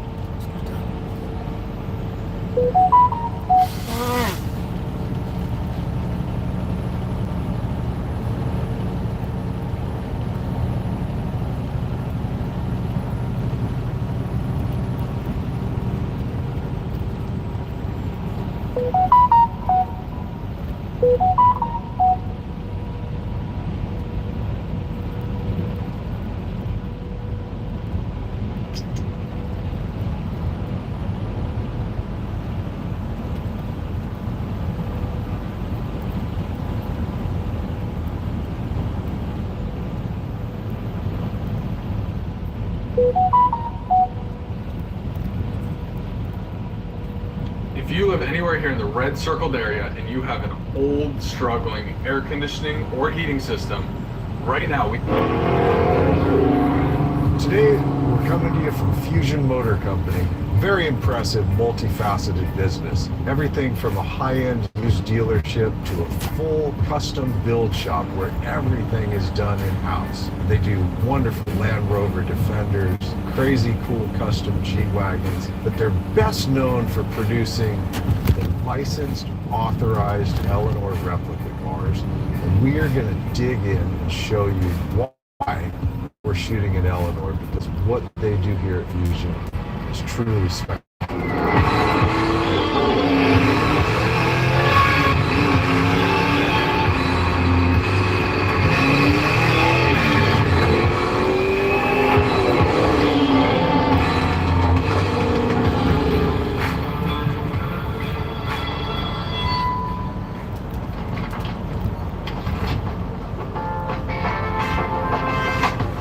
Guys, this is my friend Yoel. We are here at his company, Fusion Motor Company. We are going to dig in on this Eleanor, which is your most recent one. It is. Dig in hard on this one. You guys are absolutely going to love it. But I want to give you guys the full how this car comes to be, because it's so much more than what we thought it was. You know, why don't you take us where you want to show us how ultimately this turns into this? Yeah, I mean, we should start with the chassis, the foundation of the car, right? Let's go there. All right, let's do it.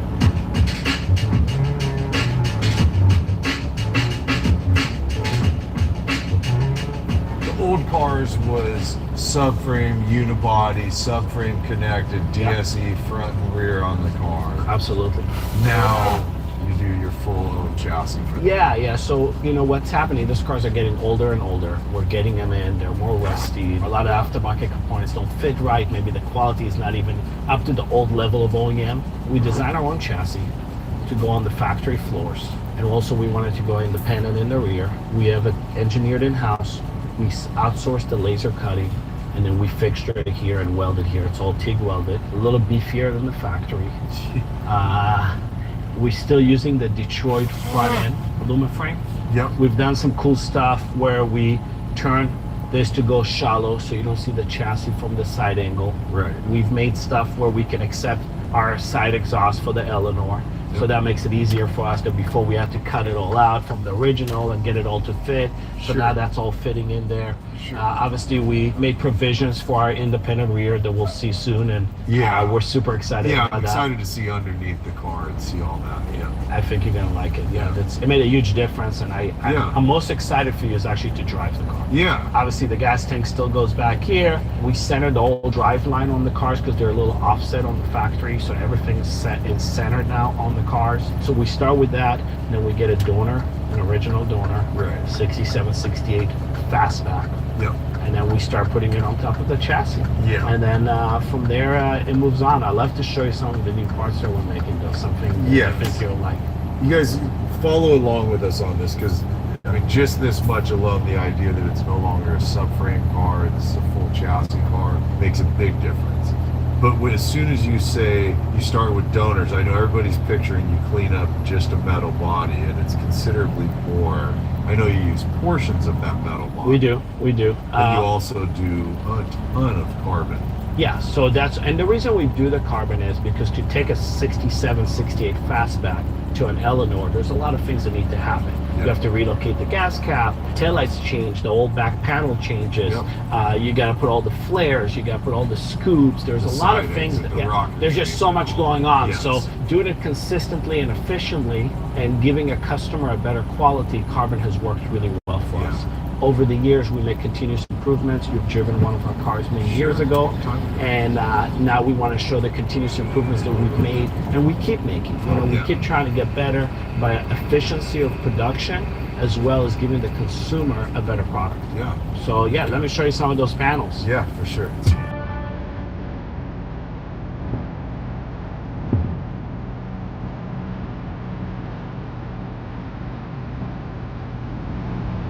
A lot of work was spent in metal, converting all the things we spoke about, especially in the rear of the car.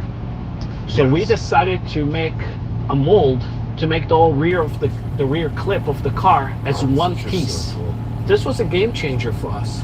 Because now we don't have to worry about these extensions that we've done in metal on every car, because this extends out our bumper fitments on our factory cars don't fit that good. So we're always cutting them, narrowing them, spending, a guy can spend 3-4 weeks just doing bumpers.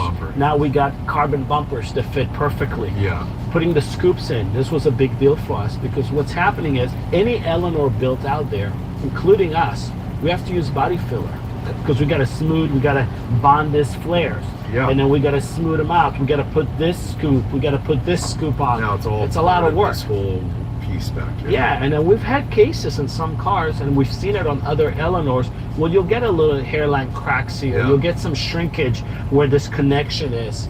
Yeah. We got rid of all of that. This is made as one part, pre-preg, full carbon. And the beauty of it also only weighs 32 pounds. That's so crazy. Check it out, Sean. Pick it up right here. It's so crazy. Even as sore as I am from yesterday, I think I can. I mean, it's just crazy to me, I swear. I mean, I saw you. This headlamp right here, this is the best headlamp ever made. You can't convince me otherwise. I mean, I saw you smacking this thing before, so now you don't have to worry about dents. Yeah, look, rust, dents. We love carbon, right? Carbon is so strong, lightweight. I mean, you don't have to worry about doping.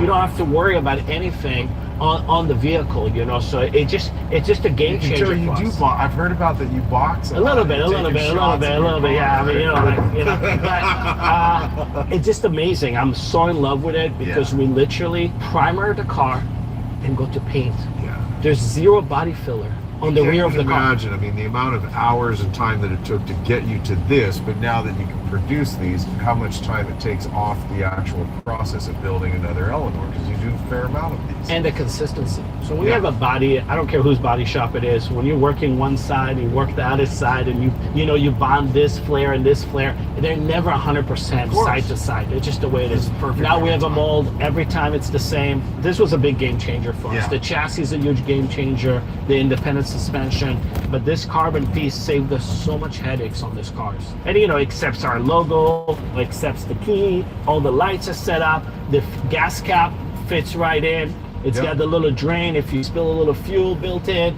It's just ready to go. Awesome. So I want to show you the mold. The mold is I want to show the mold too, but I think this is an interesting piece to show as well because it's not a big deal, so to speak, right? Yeah. But it actually is. It does impact what you do underneath the car. Yeah, so what we decided to do now with the new chassis, initially we designed it with an X brace like we had on the old cars, just to give us more stiffness and things like that. But then we looked at supercars, and a lot of the supercars, all the way to the Carrera GT, the Porsches and stuff like that, they use carbon panels for the unibody, and they use them as stiffeners, as well. So we said, well, what if we can make the car a little more aerodynamic on the bottom, and also achieve some stiffness to the chassis that way. We came up with this piece where we're cooling certain things we need to cool, and we made this piece a little thicker, and we can play with the stiffness when we lay this up. We can lay it up thicker or lighter and test what the chassis is doing with it.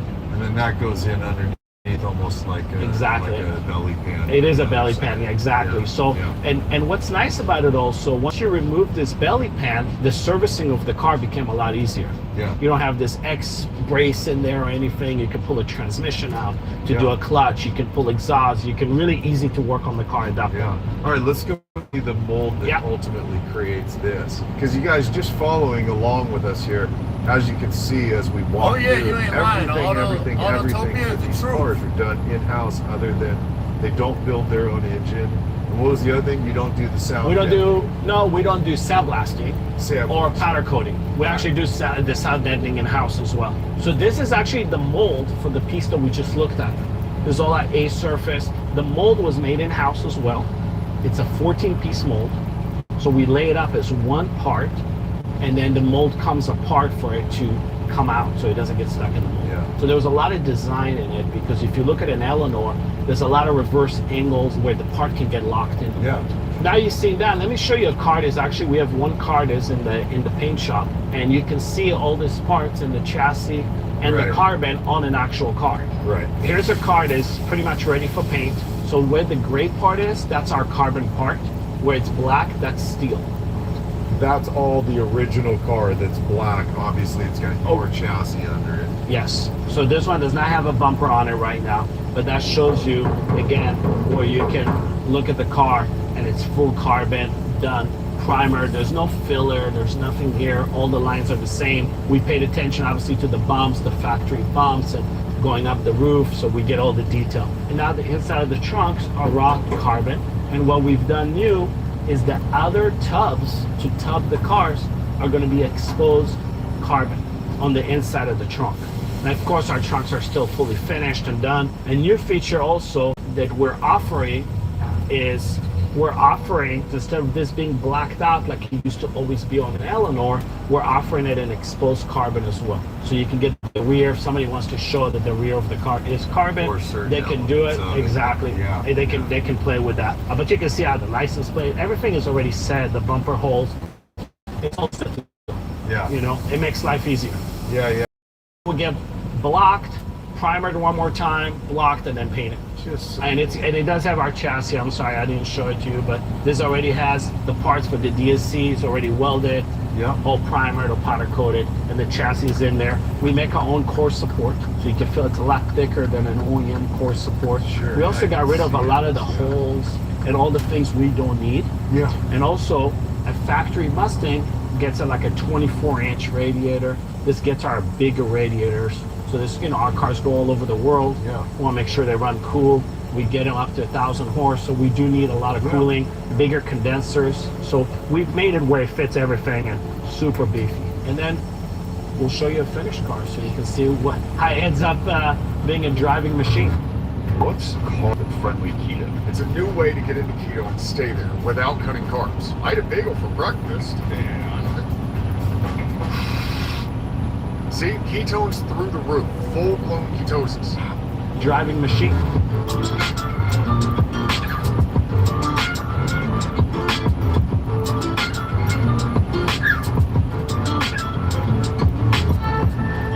So we're lucky we have one of our older cars here. It's in for service. It was built about 9 years ago. And you can see it's a beautiful car. But the idea of how improvements. Now you know you got the whole front clip in carbon, all the flares are carbon, the rear deck is carbon. So a good portion of the car is carbon. The doors are still metal, the roof is still metal. And the fenders are still metal. Right. Probably the next thing we'll do is probably door skins and fenders. That's probably the next step. Yeah. And again, our hoods are still all full carbon. We have a full carbon closeout. Yeah. Talked about the oversized radiator. You've seen this before. Yeah, huge. Another improvements that we've done is we went into an OEM type of electric brake system.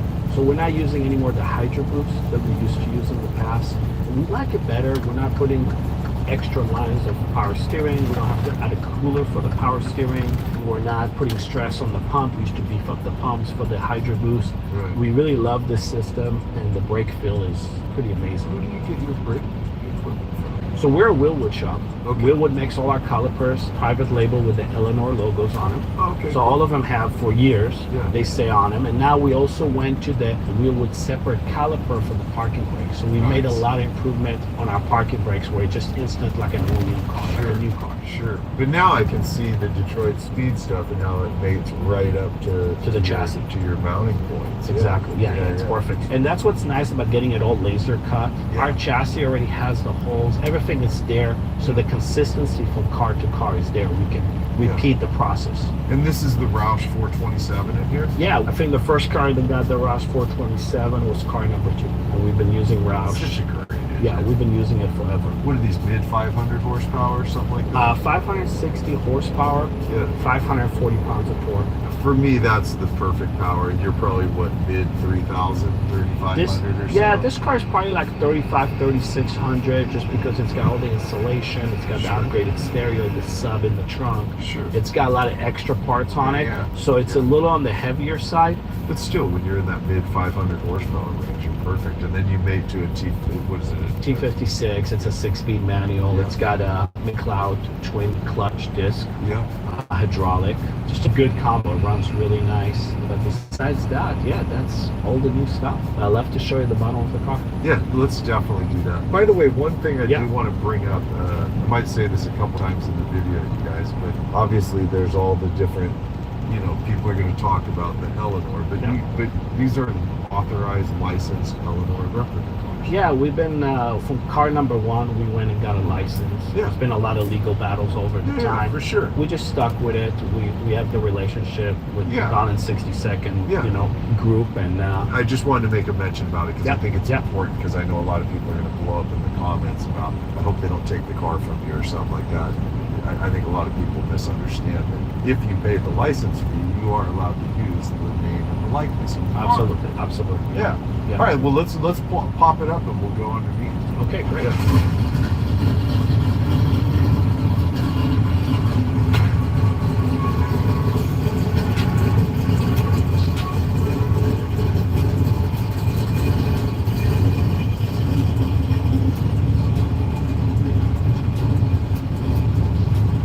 Funny, you think about it, you've seen an Eleanor a million times and they're still cool.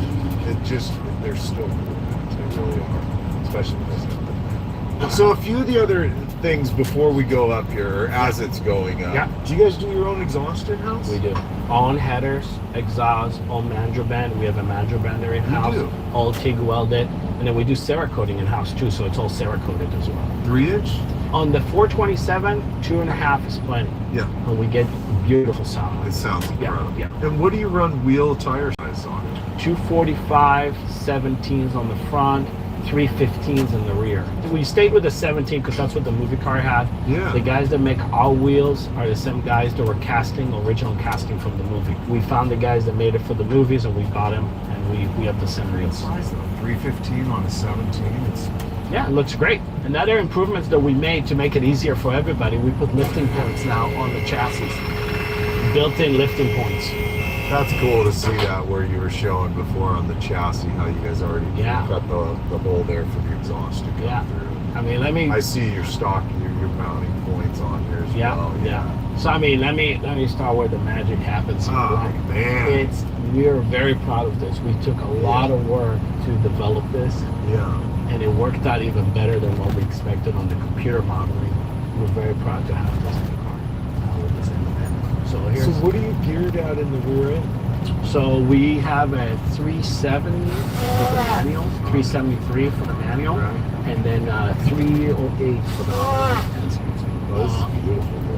Yeah, so what we try to do is make something that's very serviceable, where you can pull this whole sub-assembly down and service it. Another cool thing that I haven't showed you yet is our sway bar. So we made our own sway bar design, and the links for the sway bars, the arms, are all carbon in-house. So you have this made, we have it by machined, somebody, so it's your design. Exactly, we designed it in-house. Yeah. And we have it all machined out for us. We don't have the capabilities in-house to machine that. And then we're using OEM arms that are cast aluminum from another car that are super lightweight. So we reduced a lot of our sprung weight dramatically in this car, including our brakes and everything. Your arms. Yes. Yeah. Yes. Is it a pretty dramatic difference driving the solid axle versus the... I think so. Yeah, I think so. I think when we drive maybe little canyons and stuff, you tell me. And definitely the Did you know that in Texas, rifles can be carried in public without a license? Whereas in Florida, no open carrying is allowed, except in unique situations like in hunting or fishing. Hi, I'm Colion Noir, a Pro 2A attorney with over 2 million YouTube subscribers. I'm always a little shocked when I see or speak to gun owners that don't know the laws of their state. And the laws change or are amended often. Whether you're traveling, carrying daily, or even... And definitely in the LA roads where we have weird bumps and stuff, the independent makes a big difference, in my opinion. And then you can see the chassis, going down. It's our system, this gentleman chose silver exhaust. We offer different colors. Aluminum drive shaft. We also offer fiber drive shaft. Here's that panel. This is part of what I was looking forward to seeing, was how this fits in here. God, this is really slick. It's kind of cool. I mean, it looks great, but the idea that you're also adding some more rigidity to and it. then flattening the bottom a little bit, cleaning it up. Arms, their subframe, and their racks. Yeah. And the rack belongs to them as well. Yeah. But now it's adapted to our chassis. Yep. And then it goes all the way back. Yeah. Obviously, this is all ours. Yeah. I mean, you can really tell that's that's not just some bullshit decorative piece. And what this gives us different than just bracing it, I guess you can do it different thickness metals. Like we can make 4 or 5 of those and go extreme to light and see what we like, and then go drive the car, and then we can adjust this way. It's almost like changing a sway bar, right? Yeah, so yeah. we can do that easily and then find a sweet spot. Yeah, it's a handful of bolts and you pop the thing out. Exactly, exactly. Speaking of which, didn't you say removing this entire rear assembly is 8 bolts and it drops? And it drops as a sub-assembly. Kind of like in an OEM car, all the new cars, you know, everything's sub-assemblies that drops out. Sure. So we designed it the same way we can drop out. Yeah. Super compact. We still got the 315s fitting great. What shocks are you using? JRI. Can't beat those guys, Yeah, right? great shock, great product.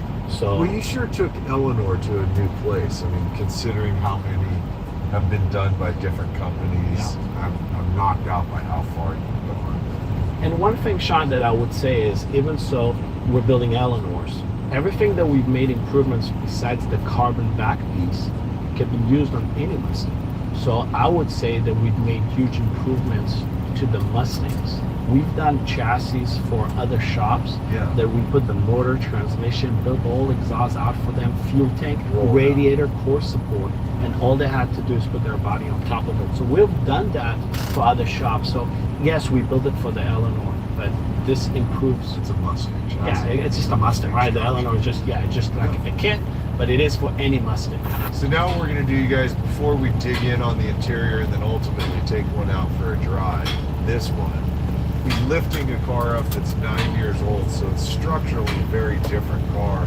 We're going to kind of show you between the two what the differences are. This guy's got some miles on it. We didn't really clean it, but that's okay. But you can, I mean, just right away you see a radical difference in solid axle. You remember like the sub connectors we used to build? Sure. I mean, this is an old car. This is 9 years old, but sure. No, still great. Even And it's a looking, I great can car. tell it's quality, dude. Yeah, it's not it's like great you car. go, oh God, I don't want to drive this car. No, this car drives great. Yeah, but it's just a very different approach with the this is the main piece that's visible being right here. I mean, this looks familiar up here, but even this looks different.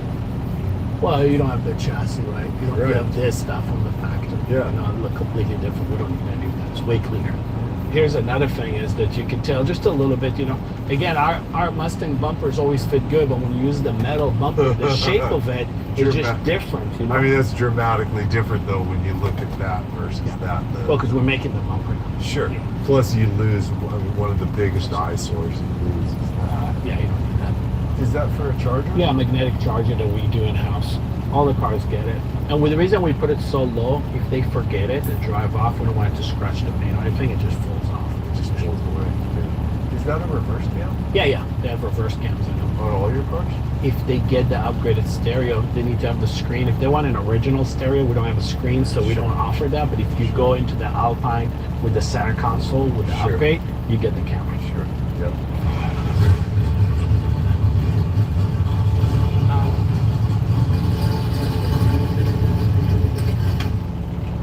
Damn, that car sounds good, Joel. Yeah, she's healthy. Yeah. You gotta have that. If somebody wanted to, have you ever done one where this is actually connected? We haven't because then it'll void my warranty on the motor. So we don't do that, but we do plumb it and we deadbolt it under the car if somebody does, and the switch inside and everything is real. So it's legit if somebody it's a wants real to make system. it go live. They need to run it from down here to the motor. We don't do that just because of warranty, you know, but later on if they want to give it a little squeeze, you know, they can do that. Well, that's immaculate. Back here. This is just beautiful. God. So obviously he went all in on audio. Yeah, so he's got the 10-inch JL sub. Again, this is all carbon. Are you guys doing your own, you're buying that?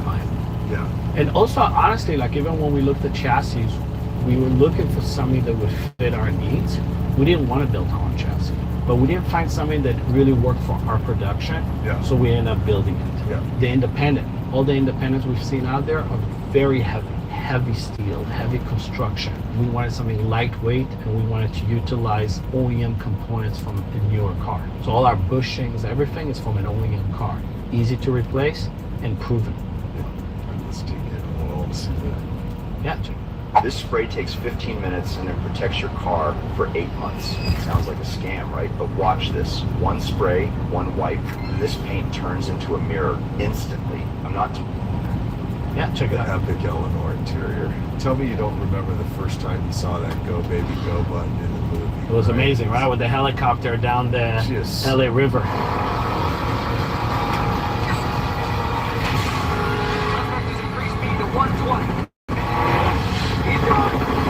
Just so good. Yeah. Is that so? The button on the floor is still your High right? beams. Old school. You can see the wheelwood parking brake. We put it down low, so we don't want nobody hitting it by mistake. That's here? Yeah. So if you turn it to the right, it puts the parking brakes on. Yeah, done. Other things we added, door locks. The people be able to quickly lock their doors or unlock them. So we put that in the center. Added a knob for the stereo to control volume and bass control.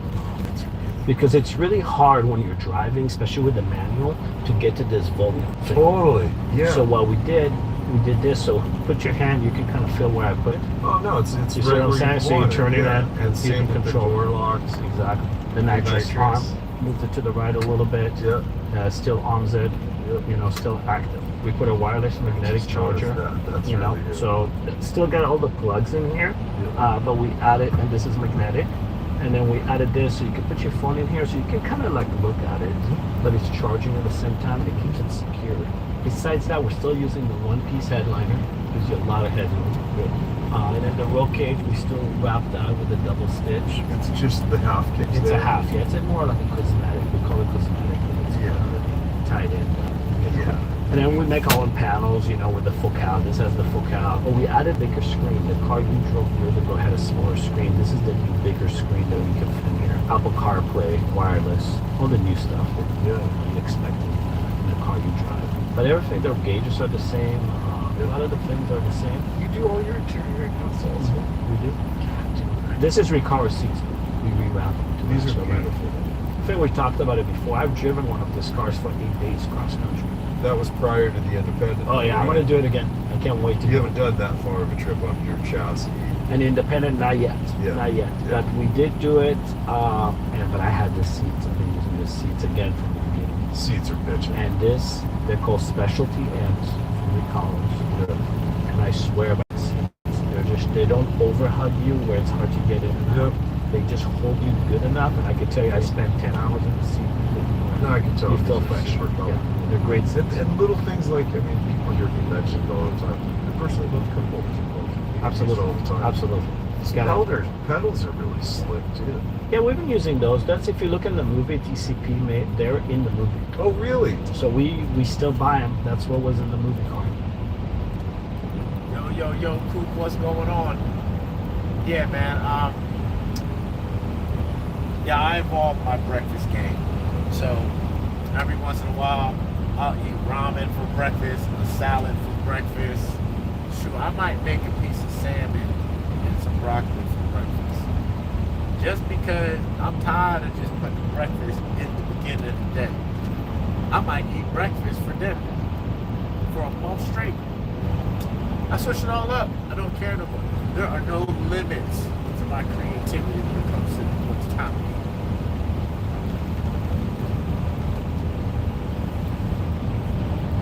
Go, baby, go. I think that's just like. I don't think you saw carbon before. Oh, that is carbon. Isn't Yeah, it's all carbon. And then if you look on your rocker here, we make now those. The seal plates now are made out of carbon, and then the door trims are carbon. I do believe that we're building right now like one of the best production buses. Yeah. Just to drive. I enjoy. I will put it against it. You know, you can make prettier ones. You can argue the ones that are my favorite. Drivability. I will put this car against every car out there. Yeah, beautiful, dude. We'll clear some space and take that. If you need full dentures but can't deal with the endless expensive dentist visits, you need to see this. I used to hide my mouth every time I laughed. I'd avoid eating out because I was terrified my dentures would slip and fall out. It's exhausting. You feel like a part of you is gone. Then I found these True Ease custom fit dentures. The crazy part? They're designed to mold perfectly to your mouth in just 3 minutes. Beautiful, dude. We'll clear some space and take that.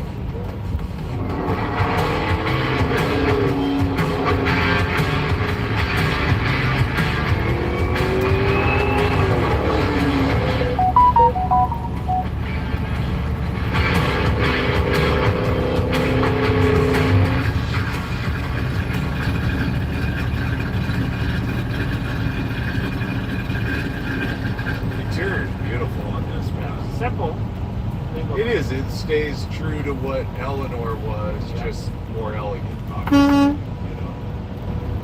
I mean, it really does. The feel, the flavor of it is one-off custom. Except for it's not a one-off. You guys are able to replicate. And by doing that, we can make those continuous improvements to make a better car. Sure. This is beautiful in here. And the pieces that needed to stay what they are, the wood wheel, the go baby go. Yeah. You know, it's so iconic to what the Eleanor car is. And also, we worked really hard. Like you see, this driveway is not super stiff, but it's stiff.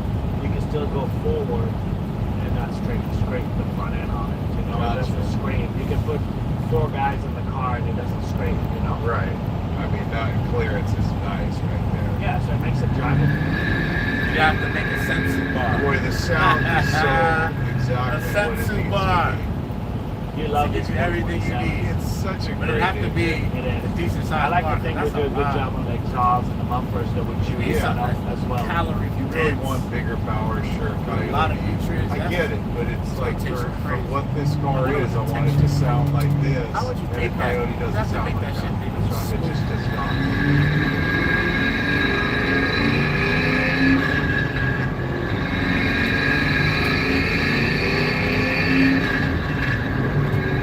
Oh, that sounds so good. Already, this is God, dude. Nice car. You drive a lot of cars, so you know I want you to tell me. And you know the roads we have around here. I do. That's why I'm noticing right away. Hit the train So track. don't even slow up for the Go trucks. faster. Go faster. Oh my God, really? Oh my God. Oh shit. Our camera car had to slow down for the train track. No, they're great. Wow. Really nice.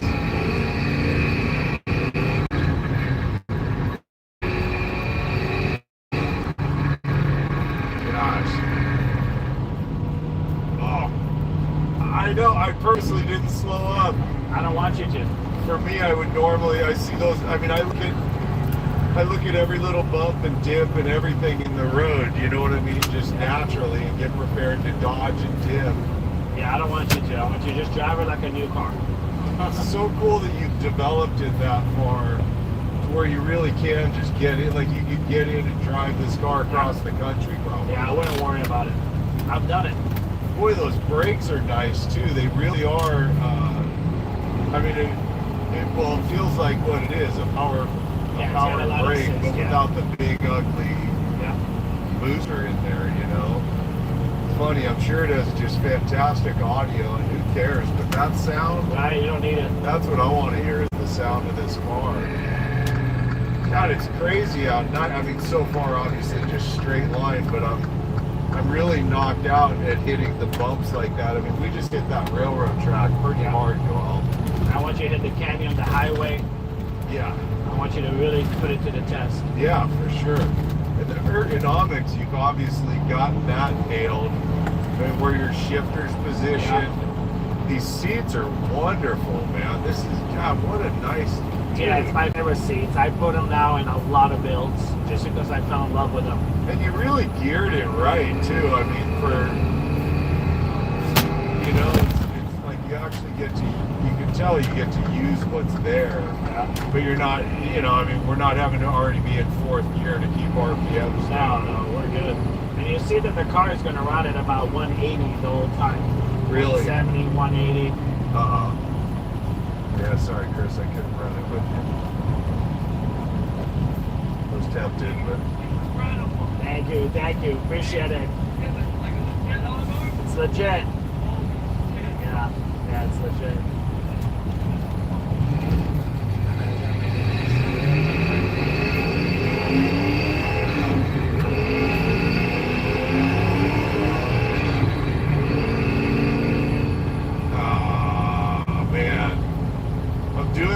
I make this deal with myself when I'm driving other people's cars. Don't fall in love with it. I want you to fall in love with it. I'm totally falling in love right now. This thing is so... I mean, it's got enough modern element to it as far as you feel confident to drive the car, safe to drive the car, but I still feel an element of classic, you know?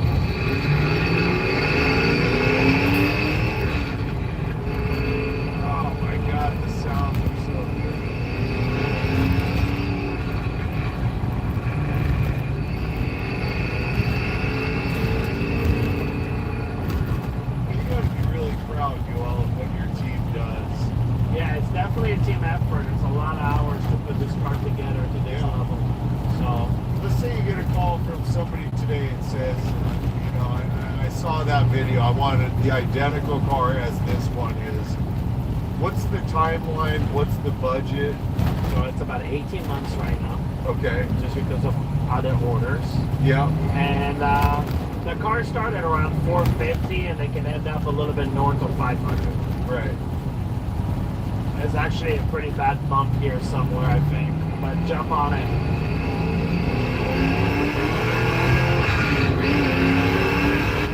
Weak erections? Check out this chewable mint. You know you don't have to come all the way to the pharmacy to get your fix, right? There's a more rapid option. What is it? Here, smoke this on.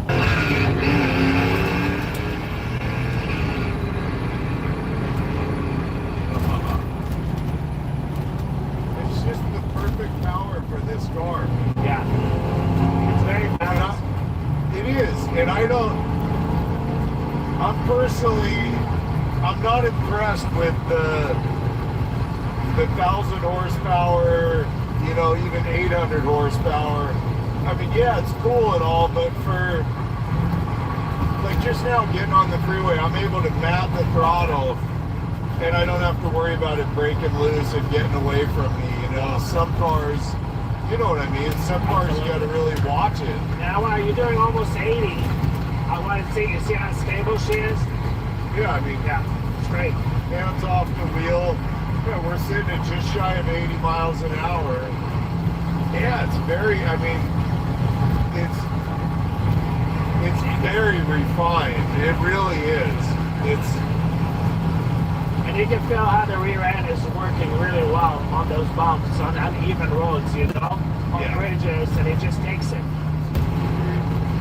Look at all your tabs, though. Everything looks like it's just sitting comfortably. It's crazy how low the temp sits. Yeah, also, tabs, yeah, everything is low. It's crazy how you can keep your gauges. I mean, it's pretty bright out today, and you can see the backlighting of the gauges. All LED. But then I like seeing the old slider switches here. But they're all digital too, so there's no cables anymore. Feel them. They're super smooth. Oh, wow. So they look old school, but everything is super modern. And that controls all your AC and heat and stuff. Yeah. Exactly. I see you even worked in a microphone here, so when you're on the phone. Bluetooth, yeah. It's not too bad for this kind of speed. We can still have a conversation. It's very refined. It's more like if you went a little further with the refinements, it would, for me, it would feel too much like a modern car. Yeah.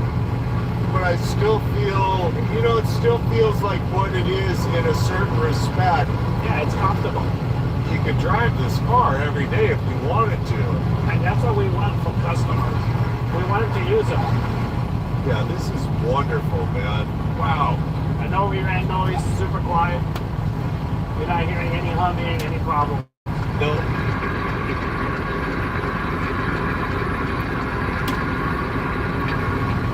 I tell you what, dude, and I'm not knocking the last car in the slightest. Not at all. I really enjoyed driving that car, but that was, how many years ago was that? 4 years? 5 years ago? Yeah. This is, I mean, like, you hit these bumps, dude, and it's nothing. And you know our freeways. Really impressive, man. Wow. No wonder people are paying the money that you charge. I know a lot of people in the comments, they'll go, wow, that's a lot of money. Yeah, it is a lot of money. It's a lot of car. Yeah, but it is a lot of money. God, I love the braking on it. Good. I mean, I'm a big manual brake guy. So, you know, like if this car was mine, I'd be like, nah, I want manual brakes because I like that. And we offer that. Of course. But this doesn't bother me. It doesn't feel overpowered, you know, it's just that light adjust where you go, okay, you really don't need to give much brake input to get your braking.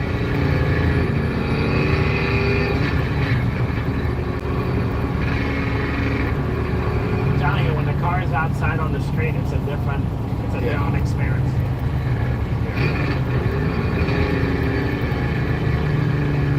Well, you know, I mean, it looks the way it does, and it makes that sound. You know, you can't help but take a look if you're into cars and hear what's coming. When you complete a car like this, and this is already sold, obviously, yes, right? Yes. Yeah. So 300 to 500 miles. I personally drive them. I worked all the bugs out. Yeah. And the reason I say 300 to 500, there's a few factors. First of all, some cars are more stubborn than others. Sure. So you find little rattles, little things, Sure. and then you want to address them.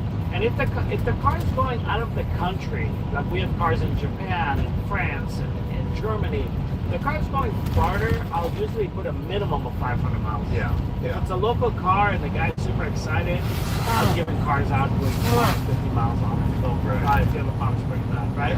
But I like to put the miles on it because you find little things. I also break in the rear end, I break in the clutch, I break in the motor, I do all the break-ins, and then I change all the fluids, and then I ship the car out.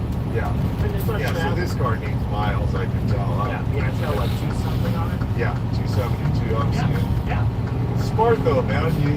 Even though you build enough of them, you still want to make sure everything's figured out ahead of time. Of course.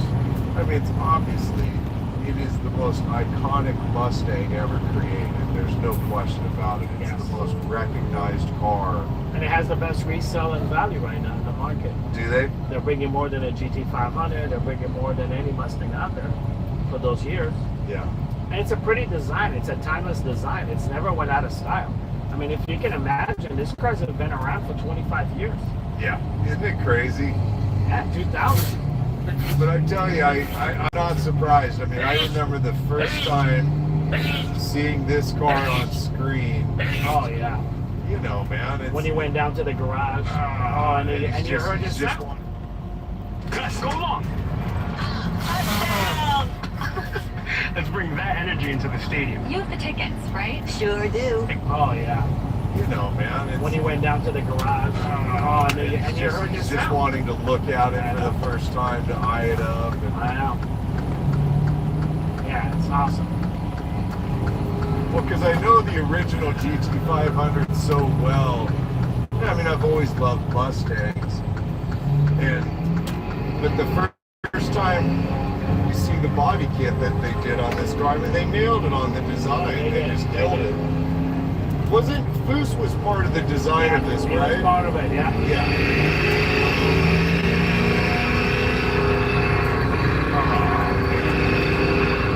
There's nothing you can pick apart on this car that you don't. There's not even a rattle anywhere in here. Like, went hard on that. Not one rattle.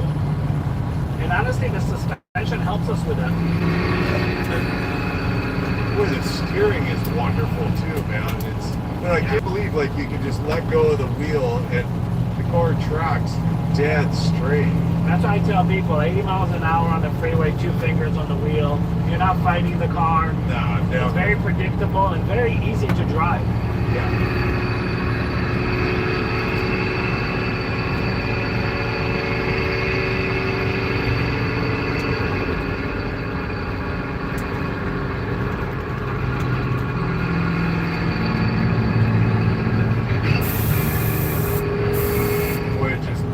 Perfectly too.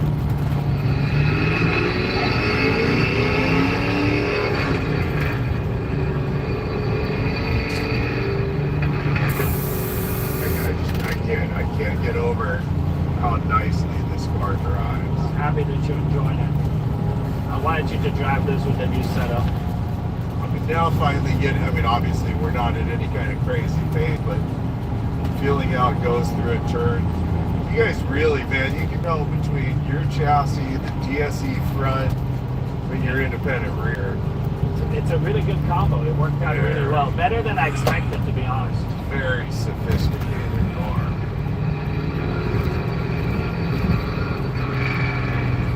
You can tell this is, like, you could go through here at real pace, no problem. I do. This is my, I test the cars through here. Yeah, I don't blame you. I would too.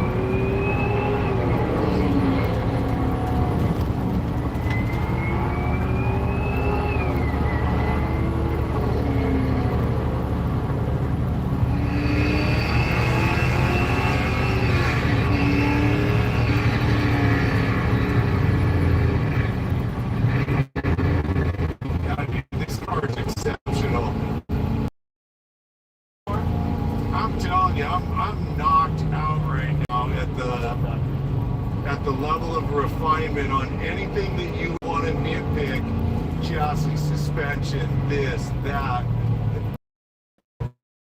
you can pick apart on how this car drives. Appreciate that. And I think that's the reason why you don't see our cars used on the market. You just don't see it. Yeah, people like them too much and they keep them. Very rarely somebody sells one of our cars. I mean, even that, full lock, no issue. I can't get over how well it turns, you know, it's like, there's... It's very good. It is, I mean, it's the refinement of this car is mind-boggling. And if somebody wanted to track the car, we can make it stiffer where it's more track ready, right? Yeah. This is more a street setup. Yeah.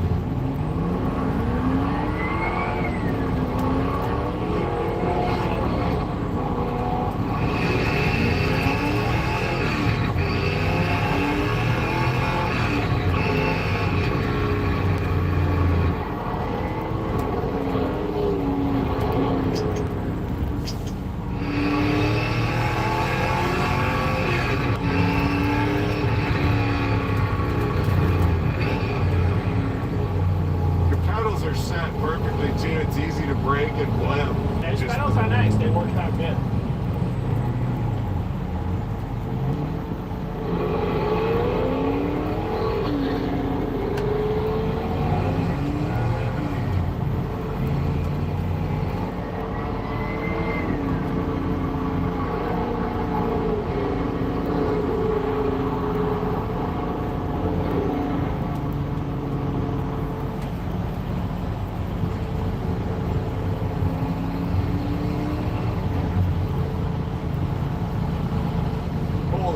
Yoel. The handling on this car is exceptional, man.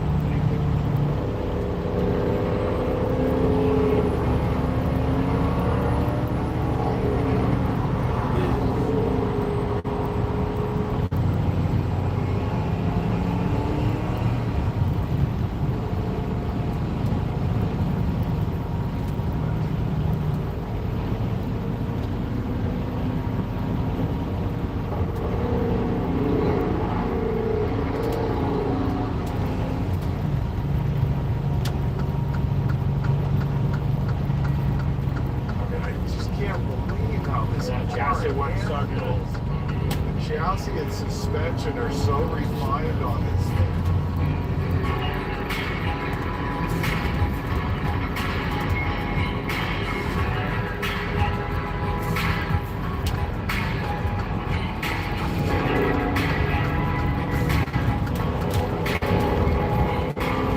Can't quite put into words how impressed I am with how this car drives. I'm not kidding, you guys. I'm hitting bumps effortlessly. Where I was really blown away was driving that car in turns and how it handles. It's just an exceptional car. I understand why the cost is what it is, given what makes up this hell of a car. Fusion knocked it out of the park. Hope you guys enjoyed this one. Big thanks for hanging and watching. I will see you in the next one. All right.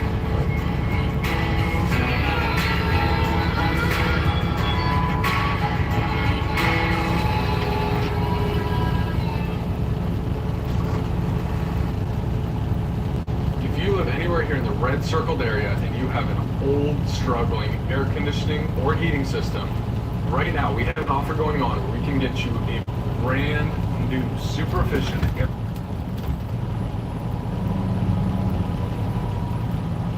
What's one financial decision that you're really proud of? You don't need to buy anything because of the month on the calendar. Here's everything I would do if I was trying to ruin my own financial future and make sure I was broke forever. So today we're going to be straying off the path of most of the subjects on this channel and taking a look at people's best financial decisions. I do think you will learn a lot from listening to other people's mistakes, which is why I make those videos so often, but it still is good to hear more positive decisions and advice as well. We have a lot to go over today along with comments from you guys from previous videos, so if you want to be featured on a future video, leave in the comments down below. But let's start off with one that I know people are talking about during this time of year.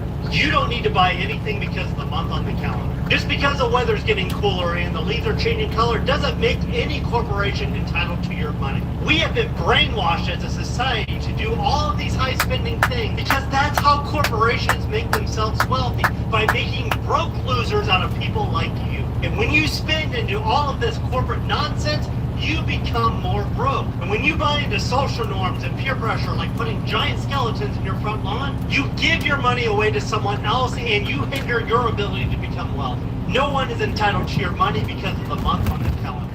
Choice is yours. Choose wisely. The giant skeleton comment I thought was pretty funny because recently I saw something in the news where somebody stole one of those giant skeletons off the front of somebody's yard. I mean, I know they're very expensive. They could cost hundreds of dollars. But there's some security footage of this person running off with this giant thing. I can't help but laugh. Anyway, as soon as you start getting into the more cooler seasons, that's when everybody starts getting new clothes, starts decorating for fall and even possibly winter. And I don't think I have to tell you how much it could hurt your finances, especially because my TikTok has a lot of overconsumption, a lot of the trends that we talk about on this channel. I get a ton of sponsored posts by Target, Walmart, showing you everything you're supposed to buy for Halloween now. And within just a couple weeks, we'll be talking about Thanksgiving and Christmas, and the cycle just continues all year round. We have a comment from one of you guys here that goes very well with this. Every time I buy something, I think about how long I spent at work in exchange for it. So is that shopping trip at Home Goods to decorate your apartment or house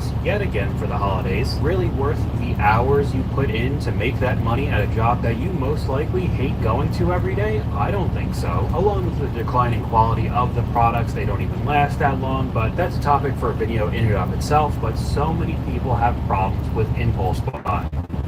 You gotta stop spending money on clothes. This is the budget and keeping you away from your financial goals.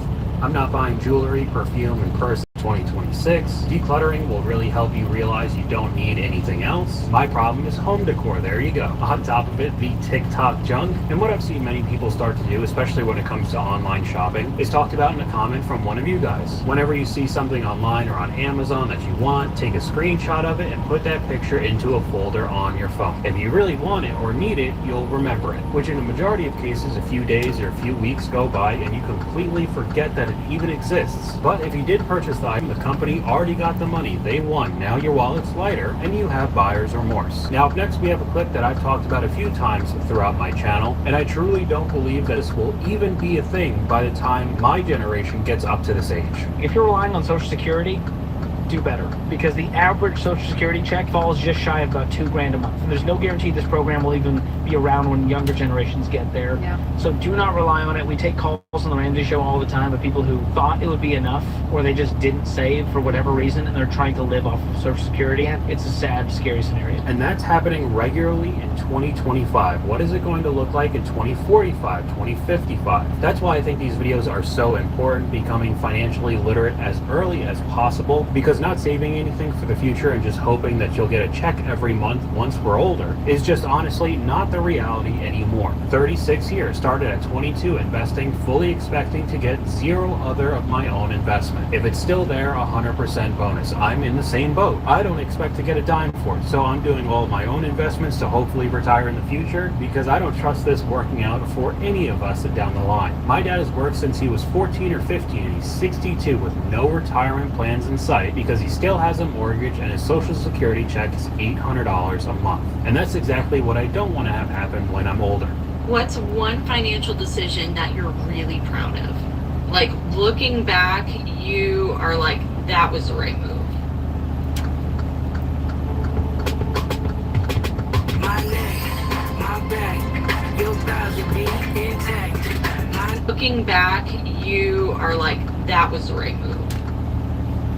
I'm about to be 36 and have my house paid off.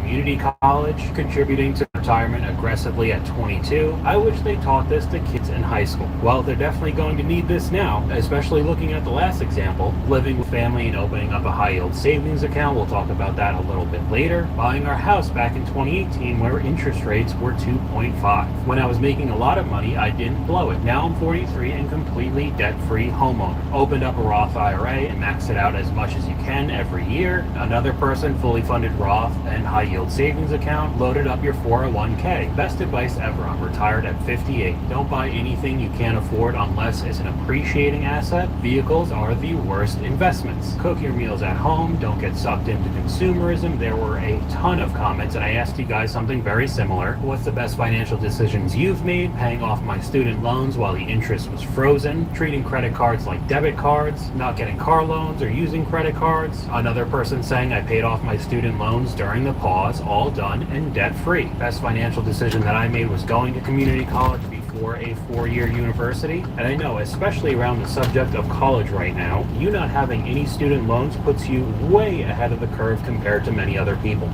The person that doesn't want the mansion and doesn't want the Ferrari is as free and as happy as the person that would suck to get it. Is that your dream? Yes. Or is it the dream that you were programmed from society, from the news, from movies, from your parents, from all these other people to want for you? And especially when we're talking about social media now, that's all we really see. I still think a vast majority of people want those things because the implication of financial stability. If you could afford that big mansion and super fancy cars, it must mean you have a ton of money. Now, that's not always the reality in today's world, which is why we've seen example after example of celebrities or influencers going broke, when just a few months ago they were driving around in G-Wagons in LA with all the other rich people, right? Some people honestly do get influenced so much by others that they start going off the deep end and overspending on something that they might not actually truly want. And if you're trying to compare yourself to these types of people, it's basically a lose-lose situation. The Joneses are broke. That nice shiny car, massive car payment, that beautiful house. They are house poor, trying to do multiple jobs to stay in that house. That beautiful vacation that you see posting, probably paid with credit cards and just paying minimum payments to get by on those cards. Stop comparing yourself and trying to be like the Joneses. Build wealth slowly and steadily. Take care of yourself. Comparison is the thief of joy. Now, I do think more people are starting to realize that this is the case for many people that you see online, whether it is the celebrity types or even just your friends and family. So many people are hurting in this economy right now, especially when you kind of know the financial situations of extended family that you see going on crazy trips and all the photos on Facebook, right? How do you really think that they're funding this lifestyle? Chances are they didn't secretly win the lottery. Everything's just going on the credit cards. Now, this next clip primarily talks about stock investing as early as possible, but I really do think that this could be taken into just learning about finances as early as possible. I don't care what humble background you come from. If you will just do something, don't stand still in your 20s, you will be successful, just because the power of compounding growth is just that powerful. We know the typical American doesn't even figure out this concept until they're well into their 30s. Imagine our surprise when we find out the typical financial mutant is 25 years of age, has a wealth multiplier of 44 times. Huge. That's the head start, guys. That is why you can say, hey, these people are built differently. This is why the mutant fits. They're not falling into the traps that it seems like the typical Americans do. But maybe you're listening to this and you're not 25. That's okay. And maybe you're not 30. That's okay. The absolute best time to have figured out money and to start taking it seriously was yesterday. And we have seen examples of that on the channel as well, where people started realizing and taking their finances seriously, but they were pretty close to their retirement age, 50, 55 years old, and it doesn't mean that you can start making your money work for you, but if you were doing it 20, 30 more years, you'd have significantly more money than you would today. I didn't start taking it seriously until I was around 21 or 22 years old, which I would say overall is pretty young, but imagine if I knew this kind of stuff when I was 16, 17, 18 years old, just getting out into the world. I'd be in a very good spot. So hopefully these types of videos on my channel will help other people, especially bring in more of the entertainment, more of the drama, you know, a lot of the Caleb Hammer type clips, instead of it sounding like a very boring finance lecture that you just want to fall asleep to. Here's everything I would do if I was trying to ruin my own financial future, make sure I was broke forever. I would be on DraftKings 24/7. I would DoorDash all of my meals. I would buy a brand new car, a huge car payment. I would find the nicest possible apartment I possibly could that I could get approved for. I would sign up to several credit cards and only barely pay the minimum monthly payment, missing a couple here and there. I would always make sure I'm buying something off TikTok Shop at least once or twice a month. I would obviously pay for every streaming service available. I would only shop at Whole Foods, and I would consume as much TikTok as physically possible. Power your organization with a true culture of learning. From compliance training and career development to customer and partner education, you'll transform productivity, retention, and revenue when you prioritize learning. Meet Absorb, the AI-powered learning management system that simplifies admin tasks and enables learners to determine their own goals and upskilling paths. Go beyond traditional L&D. Make learning a priority with Absorb LMS.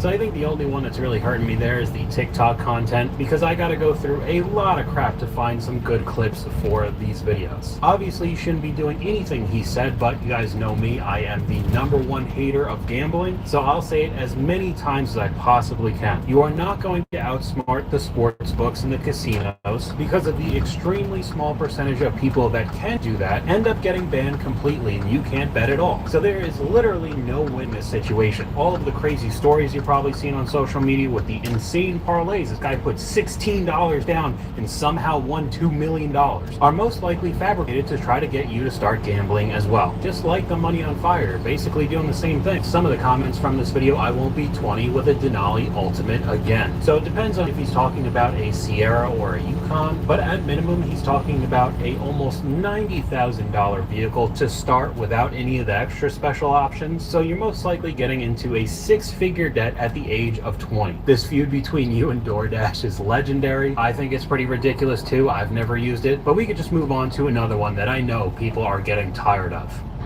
Subscription creep is murdering your budget. Take a look at your monthly statements. How many monthly recurring charges are there? Apple Plus, Hulu, Amazon Prime, right? All these charges plus your wireless carrier or AAA or whatever, I don't know. And then all 4 of them every month. This month,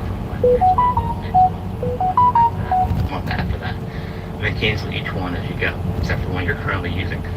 You really only need one. You're not watching all 4 of them. Especially there's a good percentage of time that you'll go on all of the streaming services and nothing will be on. You don't want to actually watch anything that they provide, so you put on a YouTube video instead. Now I'm not trying to advertise for them, especially because I'm currently making a YouTube video. It's just something that I've always watched for, it feels like, almost all of my life. I'll have a video on in the background of some guy going over a video game that I have never played and will never play, that's 6 or 7 hours long, going through every little detail. And with the absolute insane amount of content that you could find on YouTube, I feel like it outweighs anything that you could find on any other streaming service. Again, this isn't an advertisement, obviously, because it really sounds like I'm trying to sell people, but what I'm really trying to say is that all of these subscriptions could really add up, especially when you don't fully utilize them. We have another comment from you guys talking about more media. I could rant so long about books. I read 100 books a year and rarely buy any. Maybe if I want to reread a few of my favorites, but I never buy new, always used. Use your local library or Google free libraries near you. This is from a previous example that we saw of people going through how many books they took out from their library and how much money it saved them overall. Because if you go to your local Barnes & Noble now, it's not like books are super cheap either. $20, $30, $40 for nice hardcovers, and then you get into all the different special editions and sprayed edges, and people really start collecting them like Stanley Cups. They don't even use them, and after a while you have a pretty sizable collection that could have been thousands of dollars in your bank account. What's been the best financial advice that you've ever received throughout your career? 2 things. I live and die by saying you should learn how to downgrade your lifestyle so you can upgrade your life. Most people live paycheck to paycheck. 1 in 4 millionaires still live paycheck to paycheck because they refuse to downgrade their lifestyle for a moment so they can upgrade their life. Now, if you decide to do that, then my second piece of advice is you should only dump money into 2 things. Personal investment into you and investing into your company. That's it. You shouldn't be spending money anywhere else. If it's not to help you grow or your business grow, you should not be spending money until you have so much money that you don't know what to do with. The more money I put into me, the more money I make. The more money I put into my business, the more money my business makes. It's all about investing into 2 things, you and the business. Now I know that this started getting into the territory of the motivational entrepreneur. You should be working 24/7, no days off, the grind set, you guys know what I'm talking about. But that lifestyle creep can be extremely dangerous, even if you become a millionaire. Some of them are still living paycheck to paycheck because they're spending wildly. They had to immediately go get a new construction build that was $1 million home, along with their Range Rover in the driveway, instead of reinvesting the money they made into either themselves or maybe the stock market, and just letting that money compound until they didn't even know what to do with it. Then you could go crazy, right? But delayed gratification is almost non-existent in today's world. Delete the food delivery apps. At the beginning of this year, I actually saw how much I spent on food delivery apps last year, and it pained me so much. I was like, I'm going all or nothing. I'm deleting the apps just for a while. I want to see how long I can go. As we all know, rent can be stupid expensive, especially here in Los Angeles. And I've already talked about this, but I am getting a new roommate. I'm not sure how long it's going to be for. It's either going to be for a few months, but it also could be up to a year, maybe longer. And just that one decision is honestly going to save me anywhere from $15,000 to $30,000. Coming in at number 2, you guys may have seen this, but my lease was up for my car. It was not a good financial decision to buy it. As much as I love my little sports car, I decided to go back to my 2011 Nissan Sentra, which is the first car I ever had. Coming in at number 1, I do have retirement and investment. Honestly, we just went in and fully rearranged everything, reassessed stuff and rebudgeted things, and that has also saved me so much money. I honestly can't get over the fact that having a roommate for a few months or possibly a year could save her up to $30,000. I don't think I'd ever be able to justify living in that high cost of living area, even if I made an unbelievable amount of money. I don't know, that's just me though. But she did talk about going back to her paid off car, so we can move on to the next clip and I could talk about my recent experience. I don't know about you guys, but the more that I see this car market get more and more expensive, the more I just tell myself, I'm keeping my hand-me-down 2008 Toyota Solera till the day it dies. It's at almost $250K right now. I'm gonna make this last to $300, maybe more. We'll see. Ready to lose the hat and regrow the hair? With Sprays by Hims, you can regain your hair and your confidence. Our sprays are powered by clinically proven ingredients like minoxidil and finasteride, so you can grow thicker, fuller hair in 3 to 6 months. Your treatment is 100% personalized to your hair goals. It comes at an affordable price that works for your budget. So almost $250K right now. I'm gonna make this last to $300, maybe more. We'll see. Okay, so that's what I always said in any of the car-related videos. I had a 2015 Civic that was paid off with, I believe, a little bit over 117,000 miles that I was just going to ride into the sunset, like that clip. Unfortunately, the day that I recorded my previous video that I put up on Sunday, I ended up getting T-boned by somebody and totaling the car. But regardless, things do happen in life that you don't expect, obviously. And now, unfortunately, I won't be driving my Honda Civic until the wheels fall off. After 2 weeks, I thought having this car would fill a hole in my life. Bro, no, it did not. That's one thing that, I feel like people realize after buying their, dream cars, is that all these materialistic things are extremely fleeting. And the sooner you realize that, the much better off you'll be. And I'm not saying buying this car was a mistake. Not at all. I love it. It's great. But is it what I thought it was? Absolutely not. The actual feeling of leading up to buying the car was probably 10 times better than actually having it. And yes, the first, I would say 3 or 4 days, it does feel amazing having it. And then once that feeling starts to subside, I'm not gonna lie, bro, low-key scares you. Oh my gosh, this isn't what I thought it was gonna be like. So before buying your dream car, just know that this is not gonna be your forever source of happiness, along with any other materialistic thing. You could be buying a 1990 Honda as your first car or an SVJ.